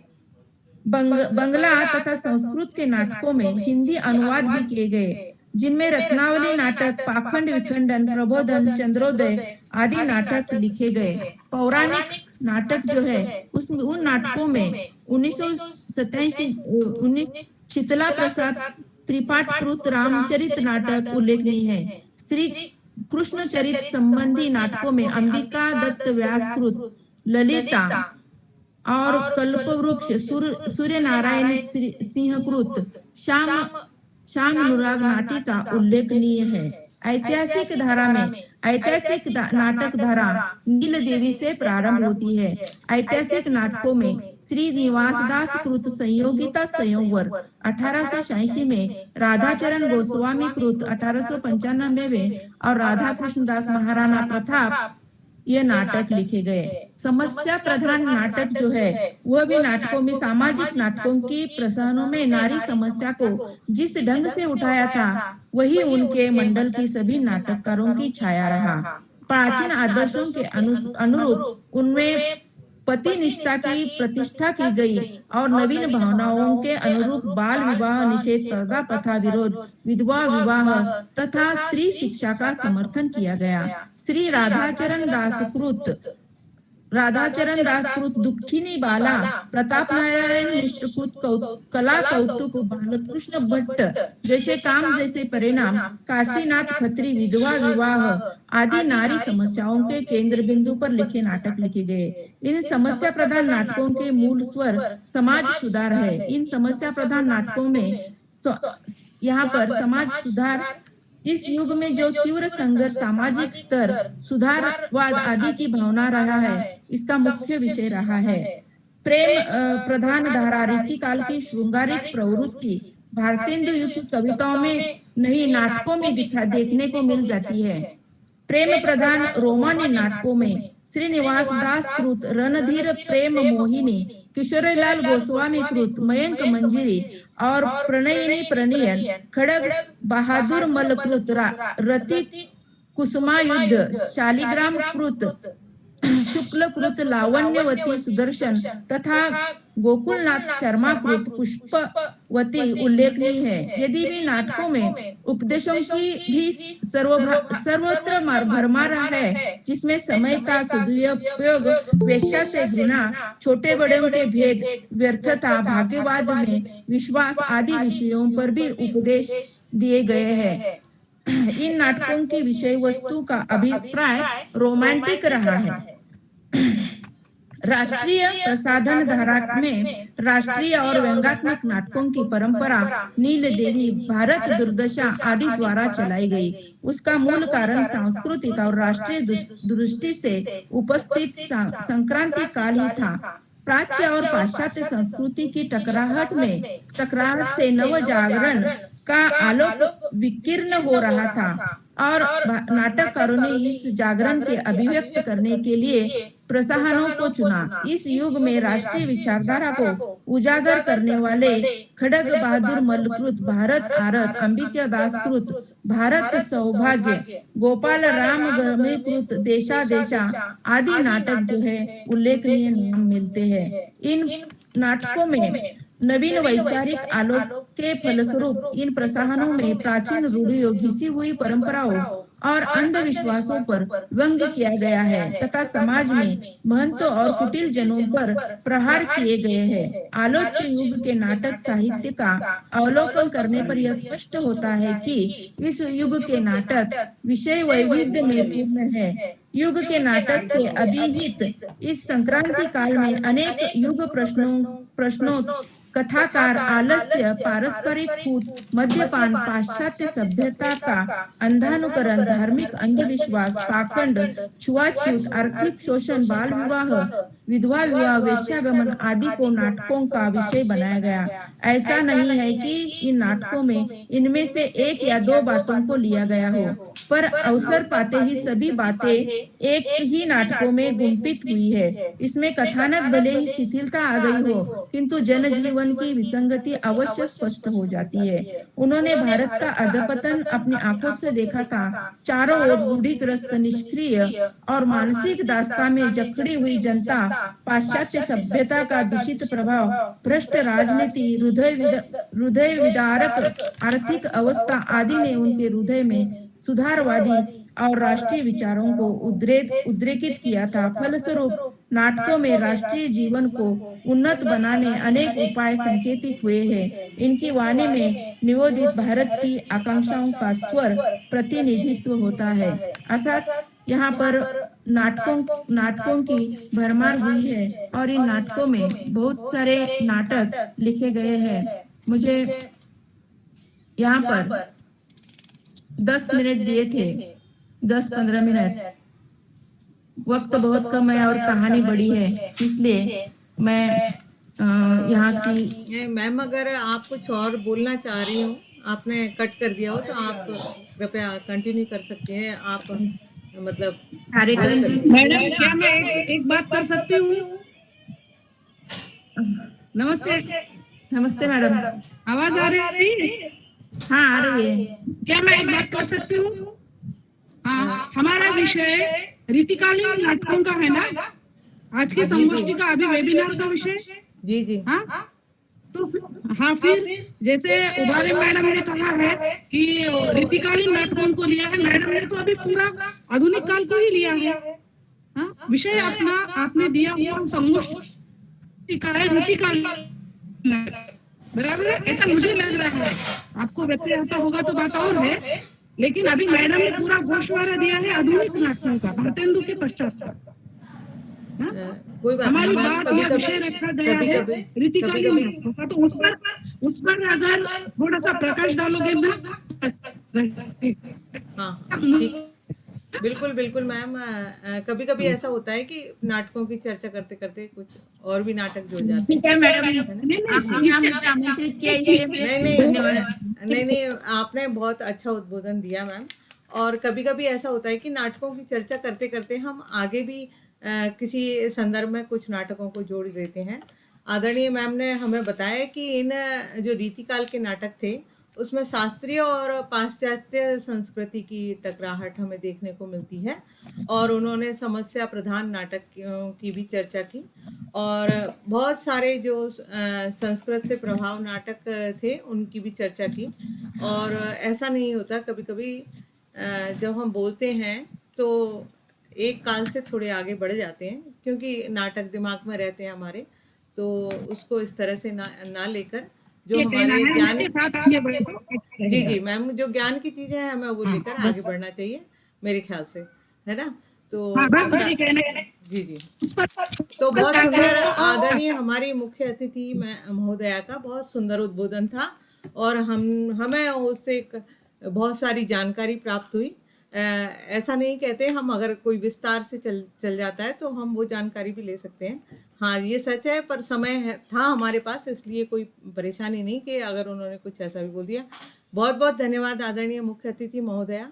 और हम बहुत ही आपकी यहाँ उपस्थिति से हम बहुत गौरवान्वित महसूस करते हैं और आप हमारे इस मंच से हमेशा जुड़ें, ऐसी ही हम आशा करते हैं। इन शब्दों के साथ साथ मैं कार्यक्रम को आगे बढ़ाते हुए अध्यक्ष आदरणीय प्रस्तावक महोदय जो कि हमारे संस्थान के सचिव भी हैं, आदरणीय गोकुलेश्वर कुमार द्विवेदी जी सर को सादर आमंत्रित करती हूँ। इन्होंने अभी मेल आईडी भी डाली है, अगर आप सभी देख लीजिए। अगर किसी को प्रमाण पत्र वगैरह चाहिए हो तो कृपया वहाँ पर सूचित करें। और हिंदी प्रतीक है हमारे सनातन मूल्यों का, हमारी शान है हिंदी, हमारी आन है हिंदी और हमें गौरवान्वित करती है हिंदी। और इसी हिंदी के लिए समर्पित व्यक्तित्व आदरणीय द्विवेदी सर को मैं सादर आमंत्रित करती हूँ। महोदय आपका स्वागत है इस मंच पर। आप सभी को नमस्कार। नमस्कार। संस्थान के सम्मानित अध्यक्ष डॉक्टर शेख सर जी, मुख्य अतिथि सुगंधा घरपणकर जी, प्रेरणा वाले madam, doctor Rupali Chaudhary madam, Senkar sir, Rashmi Choubey ji, मैं सबका नाम नहीं लूँगा, सब स्वागत। और मुझे बीच में अचानक इसलिए आए हैं आज कि हम लोगों ने जो हमारी परंपरा होती है कि अगर कोई अतिथि बोल रहा है अगर है तो कम से कम हम ये ध्यान रखें कि हम बीच में उसमें अगर हमें कुछ लगता भी है कि कमी है, ऐसा गलत सही है जो भी है, तो हम बीच में उसको न टोकें। ये थोड़ी सी परंपरा ठीक नहीं है। इसके लिए हम लोगों ने एक रखा है, बैठक में निर्णय लिया हुआ था कि कार्यक्रम अध्यक्ष उद्बोधन के बाद जो श्रोता के रूप में हमारे सम्मानित श्रोता उपस्थित हैं उनको हम लोग 2-2 मिनट का समय देंगे। इसीलिए हम लोग आज मैं आया हूँ बीच में आप लोगों को बोलने के लिए कि अभी अध्यक्ष उद्बोधन हो जाएगा, उसके बाद श्रोताओं में से केवल 5 श्रोताओं को जो पहले नाम बताएंगे उनमें से 2-2 मिनट का अगर आपको कुछ भी कहना है किसी वक्तव्य के बारे में या किसी अपने कुछ आपके अपने व्यक्तिगत विचार है तो आप बिल्कुल रख सकते हैं। अगर हम किसी भी अतिथि को जिसको हम बुला रहे हैं अगर हम बीच में टोकते हैं, चाहे वो कुछ गलत भी लग रहा है तो हम उसको अलग से कर दें, वहाँ पे ये शोभनीय नहीं होता है। हम भी अगर कहीं खड़े हो हमको भी अगर कोई टोके बीच में अगर तो अच्छा नहीं लगता है। तो इसका थोड़ा सा आप सभी सम्मानित हैं, तो मैं इसका प्रयास करूँगा कि आगे से आप इसको ध्यान रखें। बाकी हम लोगों ने हर कार्यक्रमों के लिए निर्धारित किया है कि जब कार्यक्रम समाप्ति के पहले हम लोग श्रोताओं में से 5 श्रोताओं को कोई जो मंच पे या वक्ता के जिसका नाम नहीं है हम लोग 2-2 मिनट का समय देंगे। उससे अगर कुछ भी आपको लगता है अगर तो बिल्कुल स्वागत है आपके विचारों का, उसमें हमें कोई आपत्ति नहीं है कि आप विचार मत व्यक्त करिए। गलत सही जो भी लगता है आपको खुली छूट है, आप विचार व्यक्त कर सकती हैं, लेकिन बस बीच में बोलना ये उचित नहीं है। मैं इसीलिए आया था, बाकी मैं इसे गोष्ठी में बीच में मैं खुद नहीं पूछता हूँ जल्दी, तो आपने मुझे सुना इसके लिए धन्यवाद। रश्मि मैडम आगे बढ़ाइए। जी बहुत बहुत धन्यवाद सर। और मैं यही कहना चाहती हूँ कि अगर आपको कुछ लग भी रहा हो और आप रुक नहीं पा रहे हो तो कृपया चैट बॉक्स में आप लिखकर भेज सकते हैं, थोड़ा सा इस तरह से। मैंने 1 मिनट मैडम, उनका वक्तव्य समाप्त होने पर मैंने अपनी बात रखी, उनको बीच में मैंने नहीं टोका। धन्यवाद कहने पर मैं कह सकती हूँ क्या? अगर आपको लगता है तो हम बात नहीं करेंगे। नहीं मैम, ऐसा नहीं, नहीं अगर है, आप मैं ऐसा ये कह रही लगता है तो बात हम नहीं करेंगे। मैम मैं ये कह रही हमें हूँ जो कि लगा आप है चैट मैं बॉक्स में लिख एक के भेज अभ्यर्थक दीजिए। हूँ। हाँ, चैट मैं बॉक्स में उसकी लिख एक दीजिएगा। अभ्यासक हूँ, उसके नाते यहाँ जुड़ी हुई हूँ। नहीं, उनका बिल्कुल। वक्तव्य समाप्त होने के बाद मैंने बात की। मैम मैंने आपकी उनको बात बीच में रोका टोका नहीं है। मैम आपकी बातों का स्वागत है, बस मैं ये कह रही हूँ कि आप चैट बॉक्स में लिख दिया कीजिए, उससे क्या मंच पर भी डिस्टरबेंस नहीं होगा और वो कार्यक्रम भी चलता रहेगा और आपकी बात भी सब जगह पहुँच जाएगी। ये मेरा आपसे अनुरोध था, कोई ऐसा रोकना टोकना नहीं था। चलिए अब हम कार्यक्रम को आगे बढ़ाते हुए आदरणीय अध्यक्षीय भाषण के लिए मैं आदरणीय पूजनीय डॉक्टर शाहबुद्दीन नियाज मोहम्मद शेख सर को सादर आमंत्रित करती हूँ। उनके लिए 2 शब्द कहूँगी। ये हुनर, ये सादगी, ये अपनेपन की मूरत नहीं देखी। ये हुनर, ये सादगी, ये अपनेपन की मूरत नहीं देखी। किरदार तो बहुत देखे हैं, किरदार तो बहुत देखे हैं, ज़माने में आप जैसी शख्सियत नहीं देखी, आप जैसी शख्सियत नहीं देखी। इन्हीं शब्दों के साथ मैं सादर आमंत्रित करती हूँ आदरणीय शेख सर को। स्वागत है सर आपका इस मंच पर।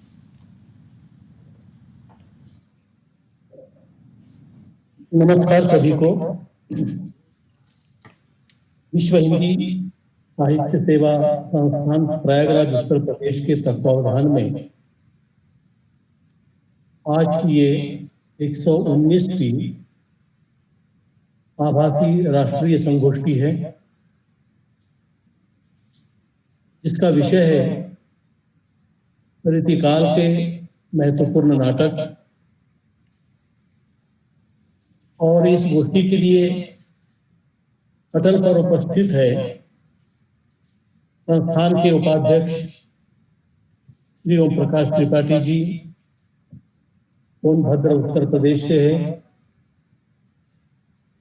संस्थान के कर्ता धर्ता सक्रिय हमारे सचिव डॉक्टर गोकुलेश्वर कुमार द्विवेदी जी, जो प्रयागराज उत्तर प्रदेश से है। आज की गोष्ठी में जिन्होंने अपने उद्बोधन से हमें लाभान्वित किया, उनमें मुख्य अतिथि डॉक्टर सुगंधा हिंदूराव घरपनकर,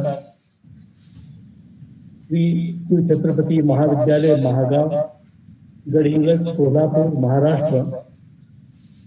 उस महाविद्यालय में वह हिंदी विभाग की अध्यक्षा है। तत्पश्चात विशिष्ट वक्ता के रूप में डॉक्टर प्रेरणा उबाड़े जी, मॉडर्न महाविद्यालय स्वायत्त, शिवाजीनगर, पुणे, महाराष्ट्र से वक्ता के रूप में अपना उद्बोधन दिया है डॉक्टर गोपाली दिलीप चौधरी, अन्ना साहेब बेंडाड़े महिला महाविद्यालय जलगांव, महाराष्ट्र। इसके अतिरिक्त सरस्वती वंदना प्रस्तुत की है प्राध्यापिका रोहिणी डावरे, अकोले, महाराष्ट्र से। स्वागत उद्बोधन दिया है डॉक्टर सरस्वती वर्मा, माता कर्मा महाविद्यालय महासमुंद, छत्तीसगढ़ से। इस गोष्ठी की संयोजक है श्रीमती पुष्पलता श्रीवास्तव शैली, रायबरेली, उत्तर प्रदेश से है। संस्थान के महाराष्ट्र प्रभारी डॉक्टर भरत शेंकर, संस्थान के राष्ट्रीय युवा संसद प्रभारी श्री लक्ष्मीकांत वैष्णव, डॉक्टर प्रतिभा एलकर जी, तथा इस आभासी गोष्ठी का मंच संचालन सुंदर रूप से कर रही है डॉक्टर रश्मि चौबे, जो गाजियाबाद उत्तर प्रदेश से है। और मुझे ऐसा लगता है कि लगभग 30-35 के आसपास प्रतिभागीगण इस गोष्ठी में जुड़े हुए हैं। आज की इस गोष्ठी को लेकर जो चर्चा हुई है, हमारे वक्ताओं ने, अतिथियों ने बिल्कुल समग्र रूप से व्यापक रूप से इस पर प्रकाश डाला है। जैसे कि इस विषय के संबंध में जो रीतिकाल के नाटक, ये विषय थोड़ा अलग था, डॉक्टर प्रेरणा उबाड़े जी से जब मेरी चर्चा हुई तो वे स्वयं संभ्रम की स्थिति में थी कि इस पर क्या बोला जाए, लेकिन संस्थान कार्यालय से तो विषय की घोषणा हो चुकी थी, इसमें परिवर्तन असंभव था। क्योंकि प्रेरणा उबाड़े जी ने कड़ी मेहनत करके लगभग 15-20 पुस्तकों को टटोल कर 40 नाटकों की खोज की है, 40 से अधिक। जो उबाड़े मैडम पहले कहती थी कि सर इसमें तो 7-8 नाटक से ऊपर नाटक नहीं है, लेकिन उन्होंने परिश्रम दिए, मेहनत दी, पुस्तकों को देखा, टटोला और रीतिकाल के नाटकों पर उन्होंने समग्र अध्ययन किया है। और उन्होंने अपने समग्र अध्ययन के माध्यम से क्या कहा है कि रीतिकाल के जो रचनाएं हैं रीतिकाल की, उन पर पूर्व प्रभाव लक्षित या पूर्व प्रभाव दिखाई पड़ता है, क्योंकि सम्मिश्रण की स्थिति रीतिकाल के रचनाओं में है। रीतिकाल का समय जो है संक्रमण का समय है, इसलिए जो बात सम्मिश्रण की स्थिति है, चाहे भाषा की हो, चाहे अनुवाद की हो, चाहे विचारधारा की हो, ये सब पूर्व प्रभावित है। ये बात उन्होंने अपने मंत्र के माध्यम से व्यक्त की है। उन्होंने ये भी कहा है कि रीतिकाल में काव्य ग्रंथों की रचना अत्यधिक मात्रा में हुई है, लेकिन नाटकों की रचनाएं बहुत अल्प मात्रा में हो चुकी है। और रीतिकाल में जो नाटक लिखे गए हैं, उन नाटकों का तथ्य भी पौराणिक है। दूसरी बात यह है कि रीतिकाल के जो नाटक है वे भले लिखे गए हैं, उनमें भले ही जनजीवन की विसंगतियां चित्रित है, लेकिन दुर्भाग्य है कि ये नाटक सामान्य जनता तक पहुंचने में असफल सिद्ध हुए हैं। ये बात भी डॉक्टर वाली जी ने बिल्कुल सही कही है। तो इस प्रकार से उन्होंने अपने लगभग 10-12 दिन के अध्ययन में लगभग उन्होंने शोध कार्य किया है। केवल मंतव्य देने के लिए उद्बोधन के लिए दिए उन्होंने ऊपरी तौर पर अध्ययन किया नहीं, बिल्कुल शोध अध्ययन के तौर पर उन्होंने अपनी प्रस्तुति यहाँ पर दी है। मैं उन्हें बधाई देता हूँ कि उन्होंने अपने विषय के साथ बिल्कुल न्याय किया है और अपने विचार अच्छे ढंग से व्यक्त किए हैं। इसके बाद डॉक्टर सुगंधा घरपनकर जी ने भी रीतिकाल का अध्ययन, रीतिकाल के नाटकों का, रचनाओं का अध्ययन किया है। उन्होंने अपने मंतव्य में कहा कि रीतिकाल का साहित्य कुछ अलग प्रकार का है और रीतिकाल के साहित्य में पांडित्य प्रदर्शन की भावना अधिक प्रबल रही है। उन्होंने ये भी कहा है कि वास्तव में भारतेंदु हरिश्चंद्र से पूर्व नाटक का जो लेखन है, नाट्य लेखन, वो न के बराबर हुआ है। और जो भी लिखा गया भारतेंदु से पूर्व जो भी नाटक लिखे गए, उनमें नाटकीयता का अभाव है, उनमें नाटकीय लक्षण भी प्राप्त नहीं होते हैं। ये बात भी डॉक्टर घरपनकर जी ने अपने उद्बोधन में कही है।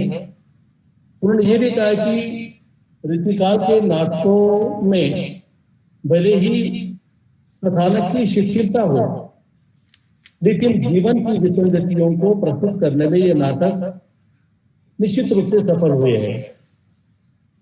तो इस प्रकार से डॉक्टर घरपनकर जी ने रीतिकाल के नाटकों के संबंध में अपने विचार व्यक्त किए हैं। डॉक्टर रूपाली दिलीप चौधरी जो जलगांव महाराष्ट्र से हैं, उन्होंने भी आरंभ में नाट्य विधा का परिचय दिया, रस संप्रदाय की जानकारी दी उन्होंने नाट्य रस के संबंध में, और रीतिकाल के जो प्रमुख नाटक है उनका भी उल्लेख उन्होंने किया है। तो इस प्रकार से इस गोष्ठी को, विषय को लेकर मैं भी थोड़ा अस्वस्थ था, संभ्रम में था कि गोष्ठी कितने देर तक चलेगी। हमारे वक्तागण भी थोड़े एक विचित्र स्थिति में थे, लेकिन तीनों भी वक्ताओं ने बिल्कुल अपने विषय के अनुरूप अच्छी बातें यहाँ प्रस्तुत की है। बल्कि हम जैसे जो सामान्य प्रतिभागी इसमें सम्मिलित हुए हैं, उनके ज्ञान में वृद्धि हुई है। हम सब ये जानते भी हैं कि चाहे आदिकाल हो चाहे भक्तिकाल हो, इनमें काव्य ग्रंथों की भरमार अधिक रही है। रीतिकाल भी इसके लिए अपवाद नहीं है। रीतिकाल में भी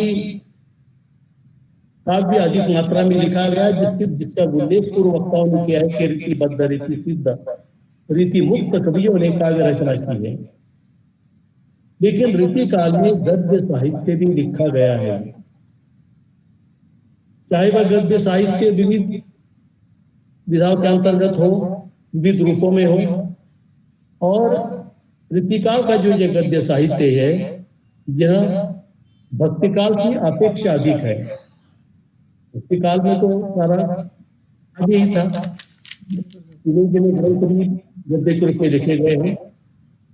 दूसरी बात है कि रीतिकाल के युग में ब्रज भाषा और राजस्थानी गद्य का उसमें निर्माण हुआ है। ब्रज और राजस्थानी दोनों भाषाओं का उसमें प्रयोग हुआ है।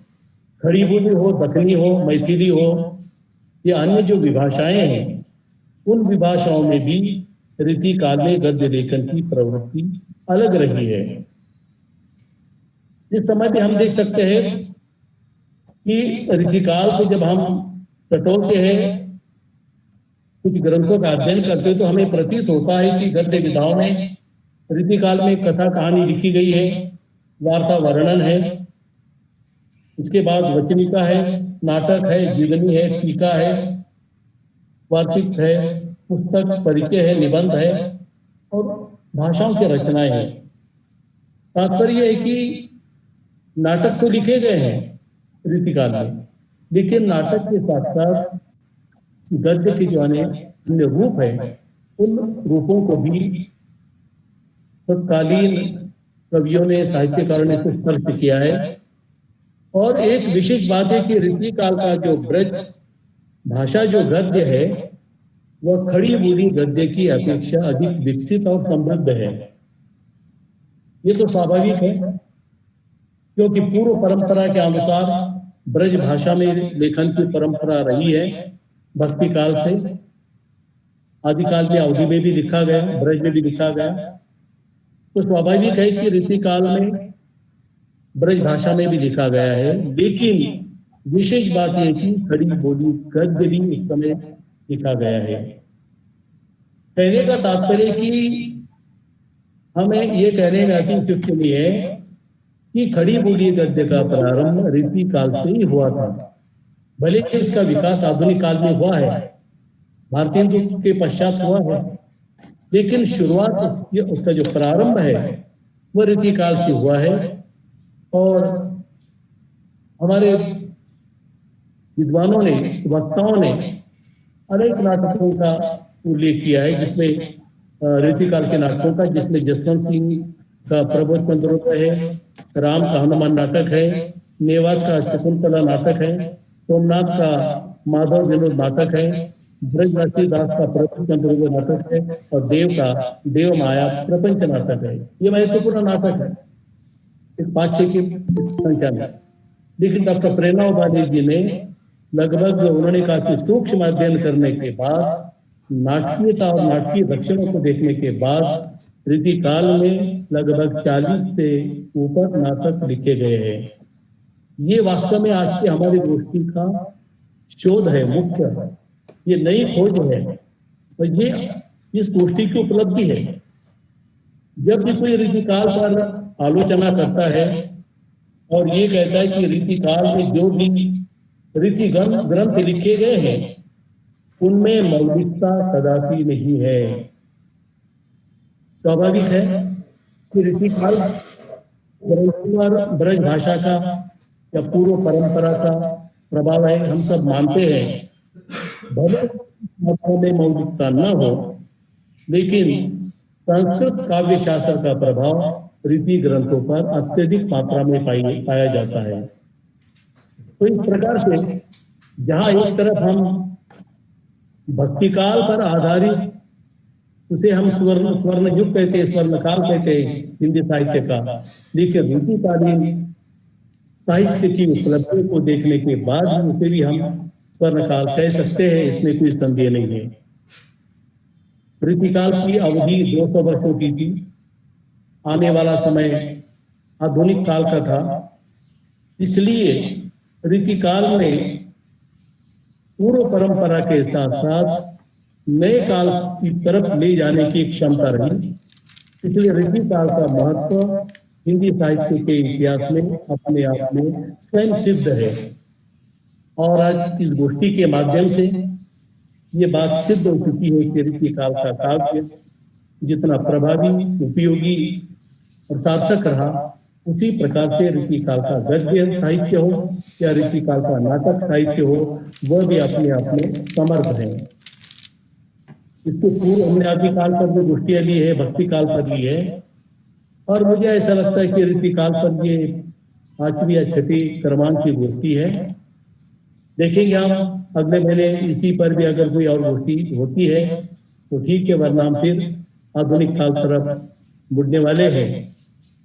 तो आज की गोष्ठी में हमारी मुख्य अतिथि, विशिष्ट वक्ता जो हमारे डॉक्टर प्रेरणा उबाड़ी जी, डॉक्टर सुगंधा घरपनकर जी, डॉक्टर रूपाली चौधरी, जिन्होंने बड़े परिश्रम पूर्वक रूप में अपने उद्बोधन को यहाँ प्रस्तुत किया, समय दिया, परिश्रम उठाया। संस्थान उनके प्रति कृतज्ञ है। हम आप सभी के प्रति मैं हार्दिक कृतज्ञता व्यक्त करता हूँ। इस पटल पर आज बड़ी संख्या में जुड़े हुए हैं। डॉक्टर रश्मि चौधरी बड़ी खूबी के साथ हर आभासी गोष्ठी को निभाती है, संचालन करती है। निश्चित रूप से वो भी बधाई के पात्र है। और विभिन्न प्रांतों से जो हमारे प्रतिभागीगण जुड़े हुए हैं, जिन्होंने इस गोष्ठी के वक्ताओं का उत्साहवर्धन किया है, उन्हें भी मैं बधाई देता हूँ, धन्यवाद ज्ञापित करता हूँ और अपनी वाणी को विराम देता हूँ। बहुत बहुत धन्यवाद। नमस्कार। जय हिंद, जय हिंदी, जय नागरी। नमस्कार, बहुत बहुत धन्यवाद सर। आपका मार्गदर्शन और आशीर्वाद इस मंच पर ऐसे ही बना रहे, ऐसी ही आशा करते हैं हम। और आदरणीय सर ने बताया कि भक्ति काल की अपेक्षाकृत रीति काल में गद्य साहित्य ज़्यादा लिखा गया। और यहाँ पर इन्होंने ब्रज भाषा की भी बात की, ब्रज भाषा में साहित्य ज़्यादा लिखा गया और परंपरागत रीतियों को अपनाते हुए नए कदम उठाने का प्रयास किया गया। ऐसे ही भाव के साथ आदरणीय सर का उद्बोधन था। बहुत बहुत धन्यवाद सर, आपका मार्गदर्शन ऐसे ही बना रहे। और हमारे साथ साथ यहाँ पर रंजन कुमार वर्मा जी और सोनू कुमार जर्नलिस्ट जी भी जुड़ चुके हैं, उनका भी मैं स्वागत करती हूँ यहाँ पर मंच पर। और सच में गद्य में प्रतिभा जो विषय लिखे गए उसके अंतर्गत धर्म, दर्शन, आध्यात्म, इतिहास, भूगोल, चिकित्सा, ज्योतिष शास्त्र, काव्य शास्त्र, शकुन शास्त्र, प्रश्न शास्त्र, सामुद्रिक शास्त्र, गणित और व्याकरण, सभी विषयों को इस रीतिकाल के गद्य में लिखा गया था। और 19वीं सदी के मध्य में तो विज्ञान विषय को भी लेकर लिखना शुरू कर दिया गया था रीतिकाल में। ऐसा मैंने आज पढ़ा किताबों में, जब मैं संचालन करती हूँ तो विषय पर थोड़ा सा पढ़ लेती हूँ। तो लगभग सभी विषयों को लेकर साहित्य, गद्य साहित्य को लिखा गया रीतिकाल में। और यहाँ पर बहुत ही सुंदर सुंदर उद्बोधन हुए। और आभार के लिए मीरा पांडे जी भी हमारे साथ जुड़ रही हैं अभी, उनका भी मैं स्वागत करती हूँ इस मंच पर। और आभार के लिए मैं आदरणीय पुष्पा श्रीवास्तव शैली जी का इस मंच पर सादर आमंत्रित करती हूँ। उनको स्वागत है आदरणीय मैम आपका। आभार के लिए ये हमारी कार्यक्रम की संयोजिका भी हैं और उत्तर प्रदेश की सांसद हैं रायबरेली से। स्वागत है आदरणीय मैम आपका। पटल पर सभी प्रबुद्धजनों को मेरा नमस्कार स्वीकार है। विश्व हिंदी साहित्य सेवा संस्थान हिंदी साहित्य के इतिहास से लिया गया विषय रीतिकाल के प्रमुख नाटक 119वीं राष्ट्रीय गोष्ठी, इस विषय को लेकर के आज हम सभी एकत्रित हुए हैं और सभी को सुना। ऐसा लगा कि सच में आज हमारी कक्षाएं चल रही हैं जब हम पढ़ा करते थे, और ये सब तो पता नहीं कहाँ निकल गया है।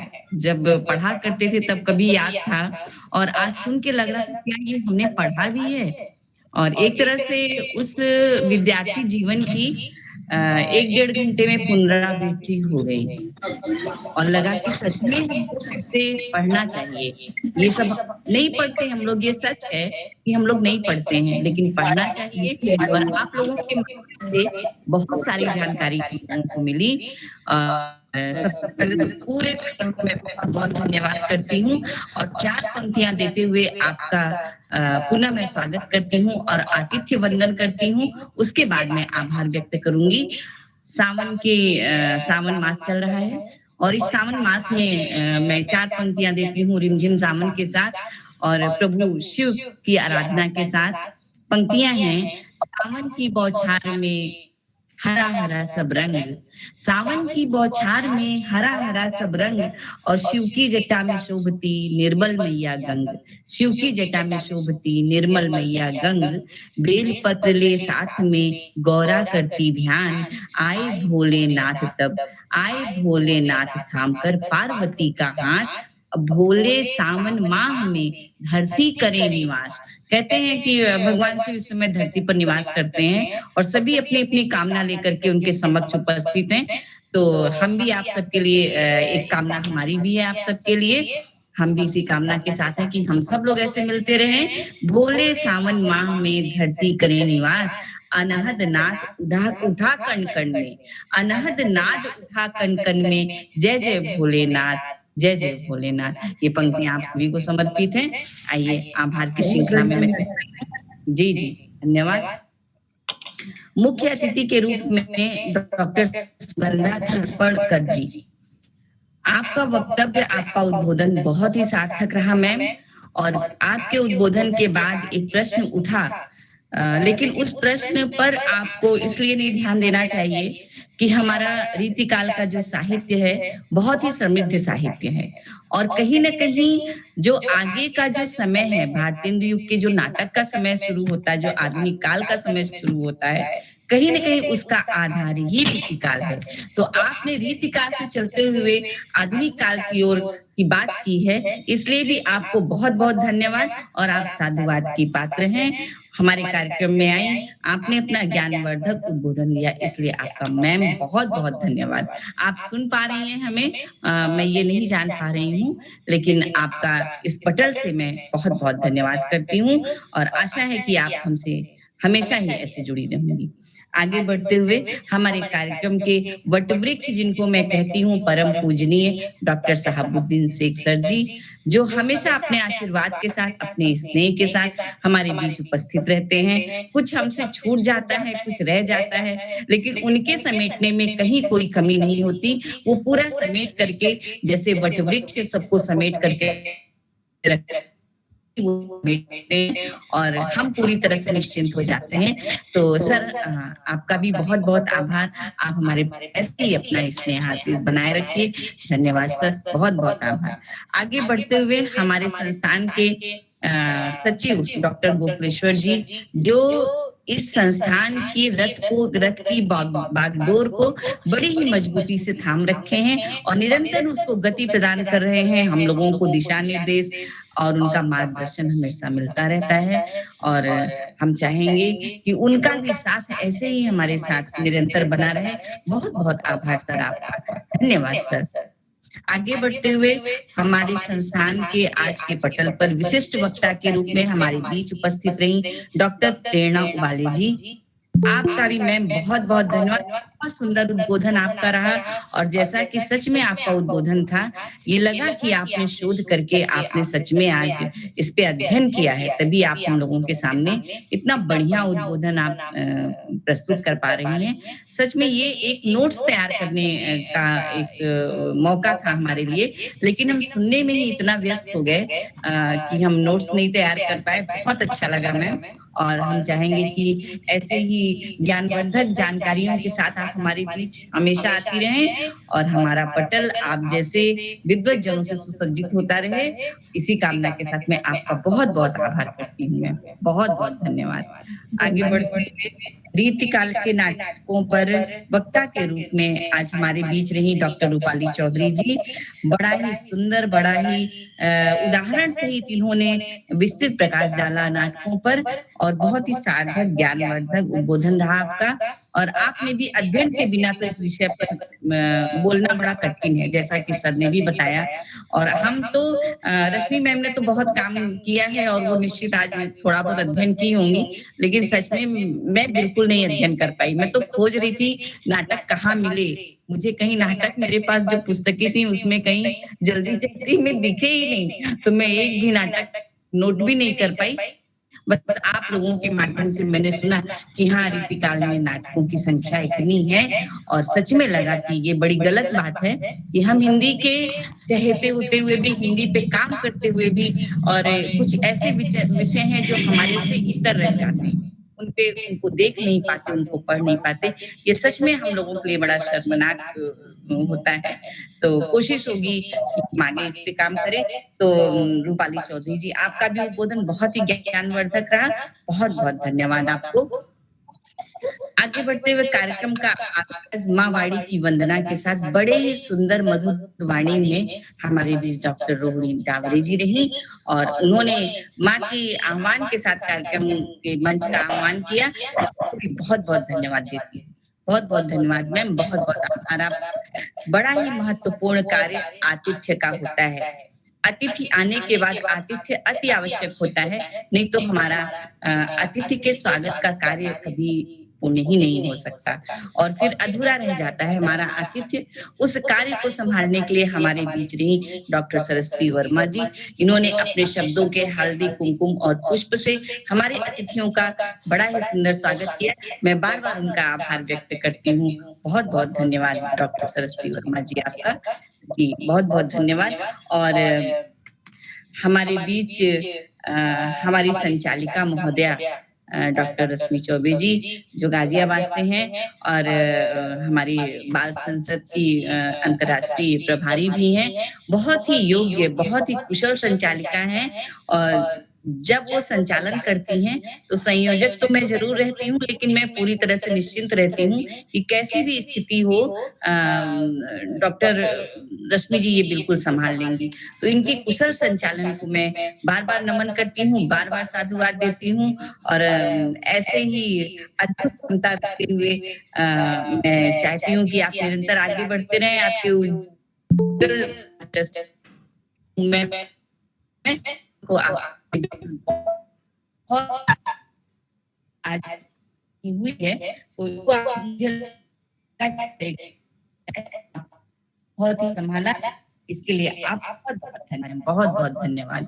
और आज हमारे कार्यक्रम के बहुत सारे लोग जुड़े रहे हमारे कार्यक्रम में, जिनकी वजह से हमारा कार्यक्रम आज का बहुत, हमारी गोष्ठी बहुत सफल रही और जिनमें जुड़े रहे हमारे संस्थान के उपाध्यक्ष डॉक्टर श्री ओम प्रकाश जी, हमारे छोटे भाई लक्ष्मीकांत वैष्णव जी और हमारे भाई भरत शेनकन जी, अन्नपूर्णा श्रीवास्तव जी, एसर मुल्तानी जी, डॉक्टर मधुकर जी, मधु अंबानी जी, डॉक्टर मुक्ता कौशिक जी और सोनू कुमार जी जो जुड़े हैं, और डॉक्टर सीमा जी, डॉक्टर शशि शर्मा जी, डॉक्टर सीमा वर्मा जी और अख्तर जी, नजमा जी, मधुकर जी, आफसा जी, सत्यभामा डावरे जी, डॉक्टर जगदीश जी, प्रमिला कौशिक जी, जयवीर सिंह जी, वासुदेव जी, मंगल ससानी जी, शिव कुमार जी, डॉक्टर सी ललिता जी, पूर्णिमा जेंडे जी, डॉक्टर निर्मल और डॉक्टर प्रतिभा जी। आप सबका ढेर सारा आभार हमारी ओर से, और गोष्ठी को सफल बनाने के लिए बहुत बहुत धन्यवाद आप सबका, बहुत बहुत धन्यवाद। और मैं पुनः आप सबसे यही अनुरोध करूंगी कि आप सब पटल पर ऐसे ही हमारा सहयोग करते रहे। और इन्हीं शब्दों के साथ मैं अपनी वाणी को विराम देती हूँ। धन्यवाद, नमस्कार। बहुत सुंदर आभार मैम। और यहाँ रंजन कुमार जी भी जुड़े हैं, उनका भी आभार करना है। और मधुकर जी जी देशमुख इनका भी जुड़े इनका हैं, भी मैं उनका भी बहुत आभार व्यक्त करती हूँ। और कुछ लोग जी अभी जी छूट जुड़े गया हैं, है। अभी जुड़े हैं हमारे साथ। उन सबका जी स्वागत और आभार एक साथ है। कुछ तीन जी जी बिल्कुल, सभी का हाँ, स्वागत और सभी का आभार है। और अनुरोध भी है कि आप सब ऐसे ही हमारे पटल पर जुड़ते रहें और हमारी गोष्ठी में जुड़ते रहें। जो भी कार्यक्रम होते हैं उनसे लाभान्वित होते रहें। और हाँ, अंतिम के जो कुछ क्षण दिए गए हैं, किसी को कुछ कहना हो तो आप अपनी बात कह सकते हैं, जैसा कि अभी सचिव ने बिल्कुल बताया। बिल्कुल तो के लिए खुला मंच है, 5 मिनट या मैं का यहाँ होगा। पर एक क्योंकि जरूर यहाँ बात पर कहना चाहूंगी। ये संस्था में हम सौभाग्यशाली हैं कि इस तरह की संस्था से जुड़े हुए हैं, जो इस तरह के विषय रखती हैं जिनके बारे में लोग सामान्य रूप से सोचते नहीं हैं। और इस विषय पर आज चर्चा हुई तो हमें कुछ अलग से ज्ञान प्राप्त हुआ। हम पढ़ते भी हैं अगर विषय आता है तो उस संबंध में। और जो वक्ता गण होते हैं वो तो पढ़ते ही हैं, लेकिन संचालक और लोगों भी एक दृष्टि जरूर डालते हैं उस विषय पर। तो हम गौरवान्वित महसूस करते हैं कि इस तरह के विषय पर इस संस्था में चर्चा होती है, जो विद्यार्थियों के लिए अवश्य ही लाभप्रद होता है और हमारे लिए भी। और इस एक और विशेष बात है कि सर ने 5 लोगों को और मौका दिया है। तो हम निश्चय ही समीक्षक, आलोचक और कुछ वक्ता के रूप में भी अगर कुछ बोलने में छूट गया हो तो ऐसे लोगों का स्वागत करते हैं इस मंच पर। अब हम तो शुरुआत में अगर कोई अपना माइक खोल के बोलना चाहे तो बिल्कुल बोलिए, स्वागत है। ऐसे जी प्रमिला जी कुछ कहना चाहती हैं? आज पहली बार जुड़ी हुई हैं इस मंच से। मैंने ये दिल्ली से आमंत्रित किया था। आदरणीय मैम अध्यापन कार्य में कुशल अपना व्यक्तित्व निभा चुकी हैं, अपना चरित्र। स्वागत है मैम आपका, आप कुछ बोलना चाहती हैं? मंच पर स्वागत है उपस्थित महोदय। सभी लोगों को मेरा अभिवादन, नमस्कार। नमस्कार। और सबसे पहले तो मैं डॉक्टर रश्मि चौबे जी आपका बहुत बहुत आभार करती हूँ कि आपने मुझको इतने सुंदर मंच पर आमंत्रित किया। और जैसा कि आज आपका विषय था रीतिकाल के नाटक के बारे में, तो वास्तव में ये बिल्कुल सही बात है कि हम लोग भी जब पढ़ते रहे हैं तो हम रीतिकालीन कविताएं तो हम बहुत पढ़ते रहे हैं, लेकिन नाटकों के बारे में वास्तव में मुझे भी इतना ज्ञान नहीं था। और आज मंच पर आने के पश्चात मैंने बहुत अपना ज्ञानवर्धन किया, विशेष रूप से प्रेरणा उबाले जी और मुख्य अतिथि सुगंधा जी और उनके अलावा और जितने भी वक्ता थे सभी से कुछ ना कुछ आज ग्रहण किया है। और शहाबुद्दीन सर ने जो समीक्षा की सभी की, वो वास्तव में काबिले तारीफ है। और मैं इस मंच पर आज आप लोगों से सभी से पहली बार मिल रही हूँ, सिवाय डॉक्टर रश्मि चौबे जी के। और आशा है कि शायद आगे भी हम लोग मिलते रहेंगे। बिल्कुल अवश्य। आज आपका ये कार्यक्रम देख करके मेरा मन बहुत प्रसन्न हो गया, गदगद हो गया। और आप लोगों को सभी को बहुत बहुत धन्यवाद कि आपने इस मंच पर मुझको आमंत्रित किया। डॉक्टर रश्मि चौबे जी, आपको एक बार फिर से बहुत बहुत धन्यवाद। बिल्कुल अवश्य अवश्य महोदया, आप हमेशा हमारे साथ जुड़िए। मैं हमेशा लिंक भेजूंगी जी आपको। जी और अच्छा जरूर। लगा आप उपस्थित हुई। नॉर्वे के कार्यक्रम में हम दोनों साथ में थे और मुझे अवश्य पता है कि अभी वो खत्म नहीं हुआ होगा, उससे पहले आप यहाँ पर जुड़ गई मेरे साथ, उसके लिए विशेष रूप से धन्यवाद। यहाँ पर अगर कोई और भी कुछ कहना चाहता हो, जरूरी एक नहीं मिनट समीक्षा में भी मैं बात करना चाहूंगी जी यहाँ समीक्षा पर। भी कर सकते हैं आप। सभी- ऐसा कुछ नहीं है कि किसी को मौका नहीं दिया जाएगा, समीक्षक के रूप में भी आप बोल सकते हैं। यहाँ बिल्कुल डॉक्टर रश्मि मैं यहाँ पर कुछ पहला वाला कहना कुछ चाहती बोलना हूँ। चाहती हैं। जी जी जी बोलिए प्रेरणा जी। सभी महानुभावों ने मेरी काफी प्रशंसा की, मैं गदगद हूँ उसके लिए। और सबका आभार ज्ञापित करती हूँ कि आपको मेरा व्याख्यान अच्छा लगा। लेकिन मेरे सामने ये जो विषय आया है, ये एक चुनौती भरा विषय रहा। और खुशी तभी होती है जब चुनौती को आप कहीं पार कर देते हैं। और मैं उसके लिए आयोजकों को, शहाबुद्दीन शेख सर को भी बहुत धन्यवाद कहना चाहूँगी कि इस विषय से मुझे उन्होंने जोड़ा। और आज हमारे साथ में एक बताना चाहूँगी कि वासुदेव एकबोटे सर यहाँ पर अपने कार्यक्रम के लिए जॉइन हुए हैं, कि जो मराठी के एक रंगकर्मी हैं। सर, अगर आप अपना कैमरा ऑन कर सकते हैं, आप हमें सुन रहे हैं? स्वागत है जी। वासुदेव एकबोटे सर मराठी रंगमंच से जुड़े हुए हैं और हमारी पहचान हुई नाटकों के माध्यम से ही। मराठी थिएटर पर हमारी काफी चर्चा भी हुई। और सर यहाँ पर उपस्थित है। नमस्ते सर, आपको कैसे लगा हिंदी संगोष्ठी में जुड़कर आज? स्वागत है सर, स्वागत।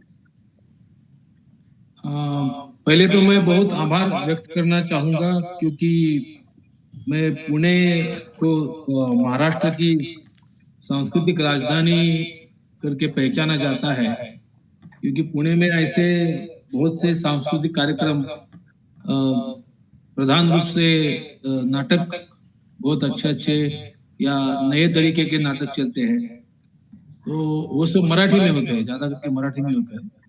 लेकिन पुणे में ऐसे भी कोई प्रेरणा जी जैसे कोई कर्मी है कि जो हिंदी नाटकों की चर्चा करते हैं।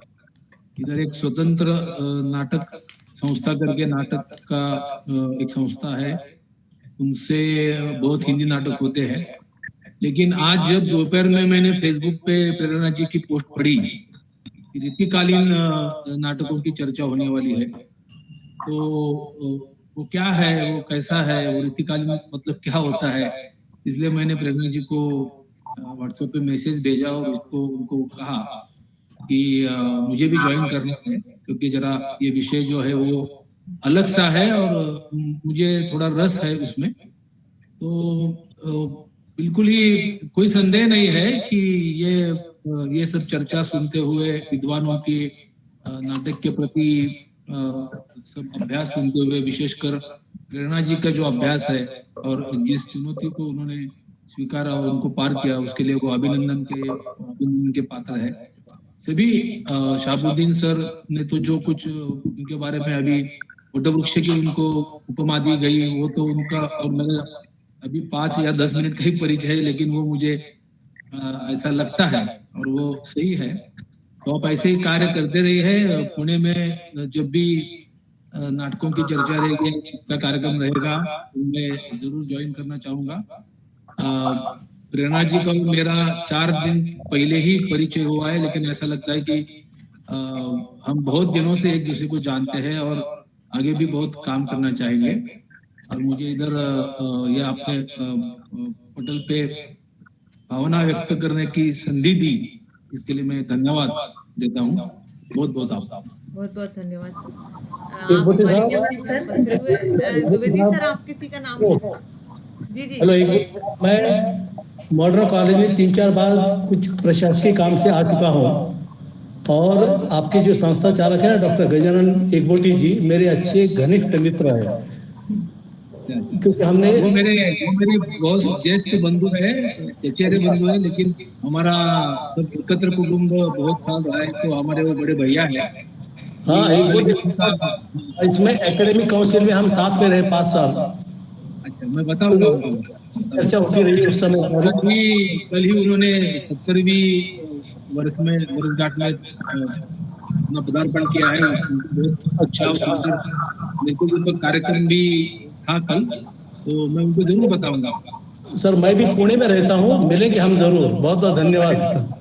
अच्छा, ठीक है, बहुत धन्यवाद सर, आप हमारी इस गोष्ठी से जुड़े और आगे भी जुड़ते रहेंगे, ऐसी आशा करती हूँ। द्विवेदी सर, आप किसी का नाम बता रहे थे आदरणीय? नहीं, प्रेरणा मैडम ही कुछ बोल रही थी बात। अच्छा, यहाँ पर मैं अपने मन से एक किसी का नाम लेना चाहती हूँ। एक्चुअली डॉक्टर मधुकर देशमुख जी शुरू से जुड़े हुए हैं, मैं देख रही थी, और वो कुछ लिख भी रहे थे। मुझे पता नहीं अपना खुद का लिख रहे हैं यहाँ पर या यहाँ से कुछ लिख रहे हैं, पर मैं अवश्य चाहूँगी कि 2 शब्द कुछ बोलें। हाँ, असल में हम इस कार्यक्रम का संयोजन करते हैं तब हमें लगता है कि कुछ समीक्षा सी हो जाती है, कोई कुछ बोलता है तो आगे क्या सुधार करना है। तो यहाँ समीक्षक, आलोचक सभी का स्वागत करते हैं हम। बस कार्यक्रम जब चल रहा हो तब मेरा अनुरोध यही रहता है कि चैट बॉक्स है हमारे लिए, उसमें लिख दिया करें बजाय के अपना बीच में माइक ऑन करके। तो स्वागत करती हूँ सर। मैं चाहती हूँ कुछ 2 शब्द आप बोलें। मुझे नहीं पता आपका परिचय, लेकिन मैं यहाँ पर देख रही थी कि आप शुरू से जुड़े हुए हैं, इसलिए मैं स्वागत करती हूँ सर आपका। यहाँ कुछ धन्यवाद मैडम जी। आप सभी का धन्यवाद और अभिनंदन। एक नए विषय पर आपने संगोष्ठी का आयोजन किया। वास्तव में हम सब रीतिकालीन काव्यधारा से अधिक जुड़े हुए हैं। जब इस नए विषय पर हम या आप लोग जब चर्चा कर रहे थे तब मेरे मन में एक प्रश्न निर्माण हुआ था असल में कि ये रीतिकालीन काव्य नाटक जो है, मैं इसे नाटक नहीं कहता, मैं काव्य नाटक इसे कहता हूँ। ये जो रीतिकालीन काव्य नाटक जो है, इन काव्य नाटकों की आज के समय में या आज की तारीख में प्रासंगिकता है क्या? ये प्रासंगिक बन सकते हैं क्या? अच्छा प्रश्न। बिल्कुल बन सकते हैं। मेरा ये सोचना है कि अभी पुरातात्विक विभाग में भी आप जाओ तो पुरानी जो हमारी इमारतें हैं उनको नया करके किस तरह से चमका देते हैं और हम फिर उनके प्रति आकर्षित होते हैं। मेरा ऐसा स्वयं का मानना है, मुझे यहाँ पता नहीं, मेरा ऐसा स्वयं का मानना है कि अगर हम उन्हीं नाटकों को एक अच्छा रूप प्रदान करके प्रस्तुत करते हैं रंगमंच पे, तो शायद आज का जो मानसिकता है उस हिसाब से बहुत भीड़ आ सकती है। और आप आर्थिक रूप से भी इसमें मतलब देख सकते हैं, क्योंकि यहाँ पर मैंने आज सुना कि पाश्चात्य संस्कृति से भी प्रभावित लगते हैं और हमारी जो संस्कृत भाषा है उससे भी। तो जब 2 चीज़ों का मिला जुला रूप हो जाता है किसी चीज़ का, तो उसको पुराने लोग भी पसंद करते हैं और नए लोग भी। तो ये बहुत ही अच्छे स्तर तक जा सकते हैं। ये मेरी अपनी मानसिकता है, मुझे पता नहीं है क्योंकि यहाँ बहुत बड़े बड़े लोग जुड़े हुए हैं। पर मेरा अपना जो सोच है वो यही कहता है कि अवश्य इनको अगर नए रूप देकर पेश किया जाए रंगमंच पर, तो भारी भीड़ जमा करी जा सकती है और आर्थिक रूप से भी इनसे बहुत कमाया जा सकता है। और एक हमारा साहित्यिक संपन्न साहित्य का एक प्रमाण तो होगा ही, और हमारे हिंदी के नाटकों के को एक यादगार रूप में परिणत किया जा सकता है। ऐसा मेरा सोच है। बहुत बहुत धन्यवाद सर। महाराष्ट्र में जो संगीत नाटक मिलते हैं, वो भी इनके साथ इनकी तुलना की जा सकती है। हाँ, नहीं, मैंने स्वयं ने भी बचपन में जब रामायण या कृष्ण के लिए ना मैं नाटक करती थी। मैं मतलब नाटक की मैंने वो नहीं ली ट्रेनिंग, लेकिन मैं करती थी। तो उसमें नृत्य नाटिका जो रहती हैं उसमें गा के ही नाटक होते हैं, तो उस तरीके से भी पेश किया जा सकता है। हालांकि नाटक के बारे में मेरा बहुत ज्ञान नहीं है, पर मेरा सोच इस तरह से है। आप कुछ और भी कहना चाह रहे थे? हाँ, तो मैं ये कहना चाहता था कि आजकल नाटक देखने में जो दर्शक है वो बहुत कम भीड़ लगा रहा है। पहले काफी मात्रा में दर्शक नाटक के खिड़की पर जाते थे और कितना भी टिकट हो या फिर भीड़ लगाते थे और अंदर नाटक देखते थे, जिसका मंचन करने वाले को मतलब अभिनेता अभिनेत्रियों को भी बहुत अच्छा लगता था कि इतनी सारी भीड़ है। लेकिन आजकल हम देखते हैं कि नाटक जब होते हैं या रंगमंच पर खेले जाते हैं तो बहुत कम होती है, वो भी थोड़े से मायूस होते हैं कलाकार भी। तो ये भी एक स्थिति आजकल है। और दूसरी बात ये कि 5-5 अंकों का नाटक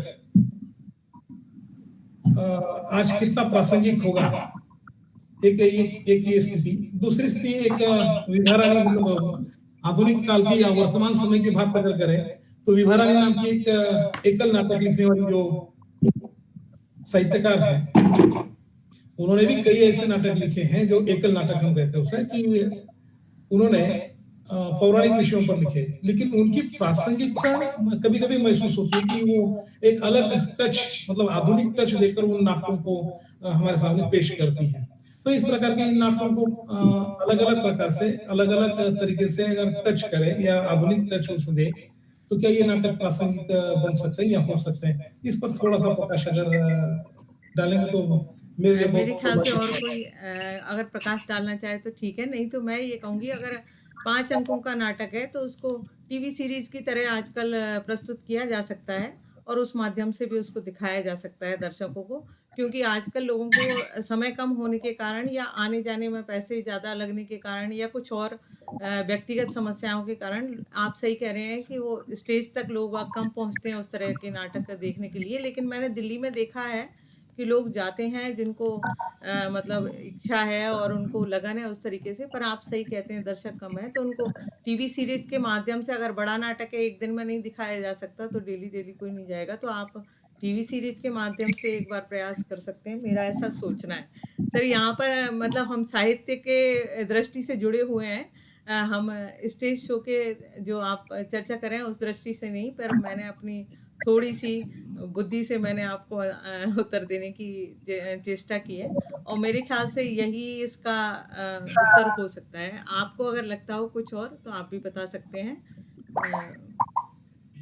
बात बाकी जी सर हो गया सर आपका। बहुत बहुत धन्यवाद, आपने अपने प्रश्न रखे और सचमुच ये ज्वलंत प्रश्न है।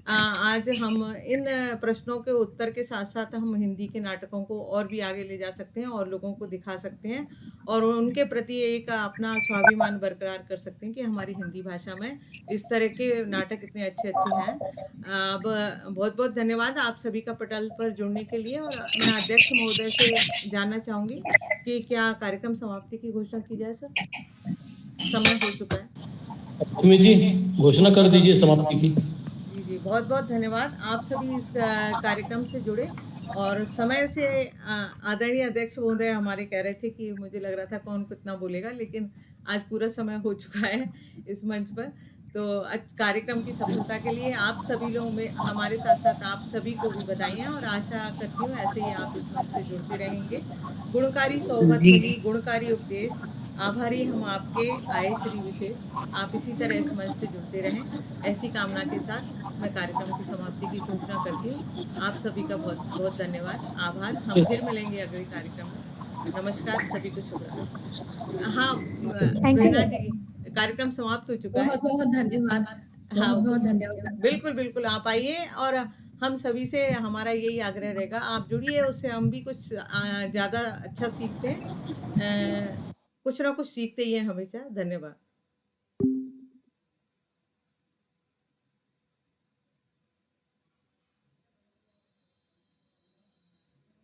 बेटू बंद कैसे करूं?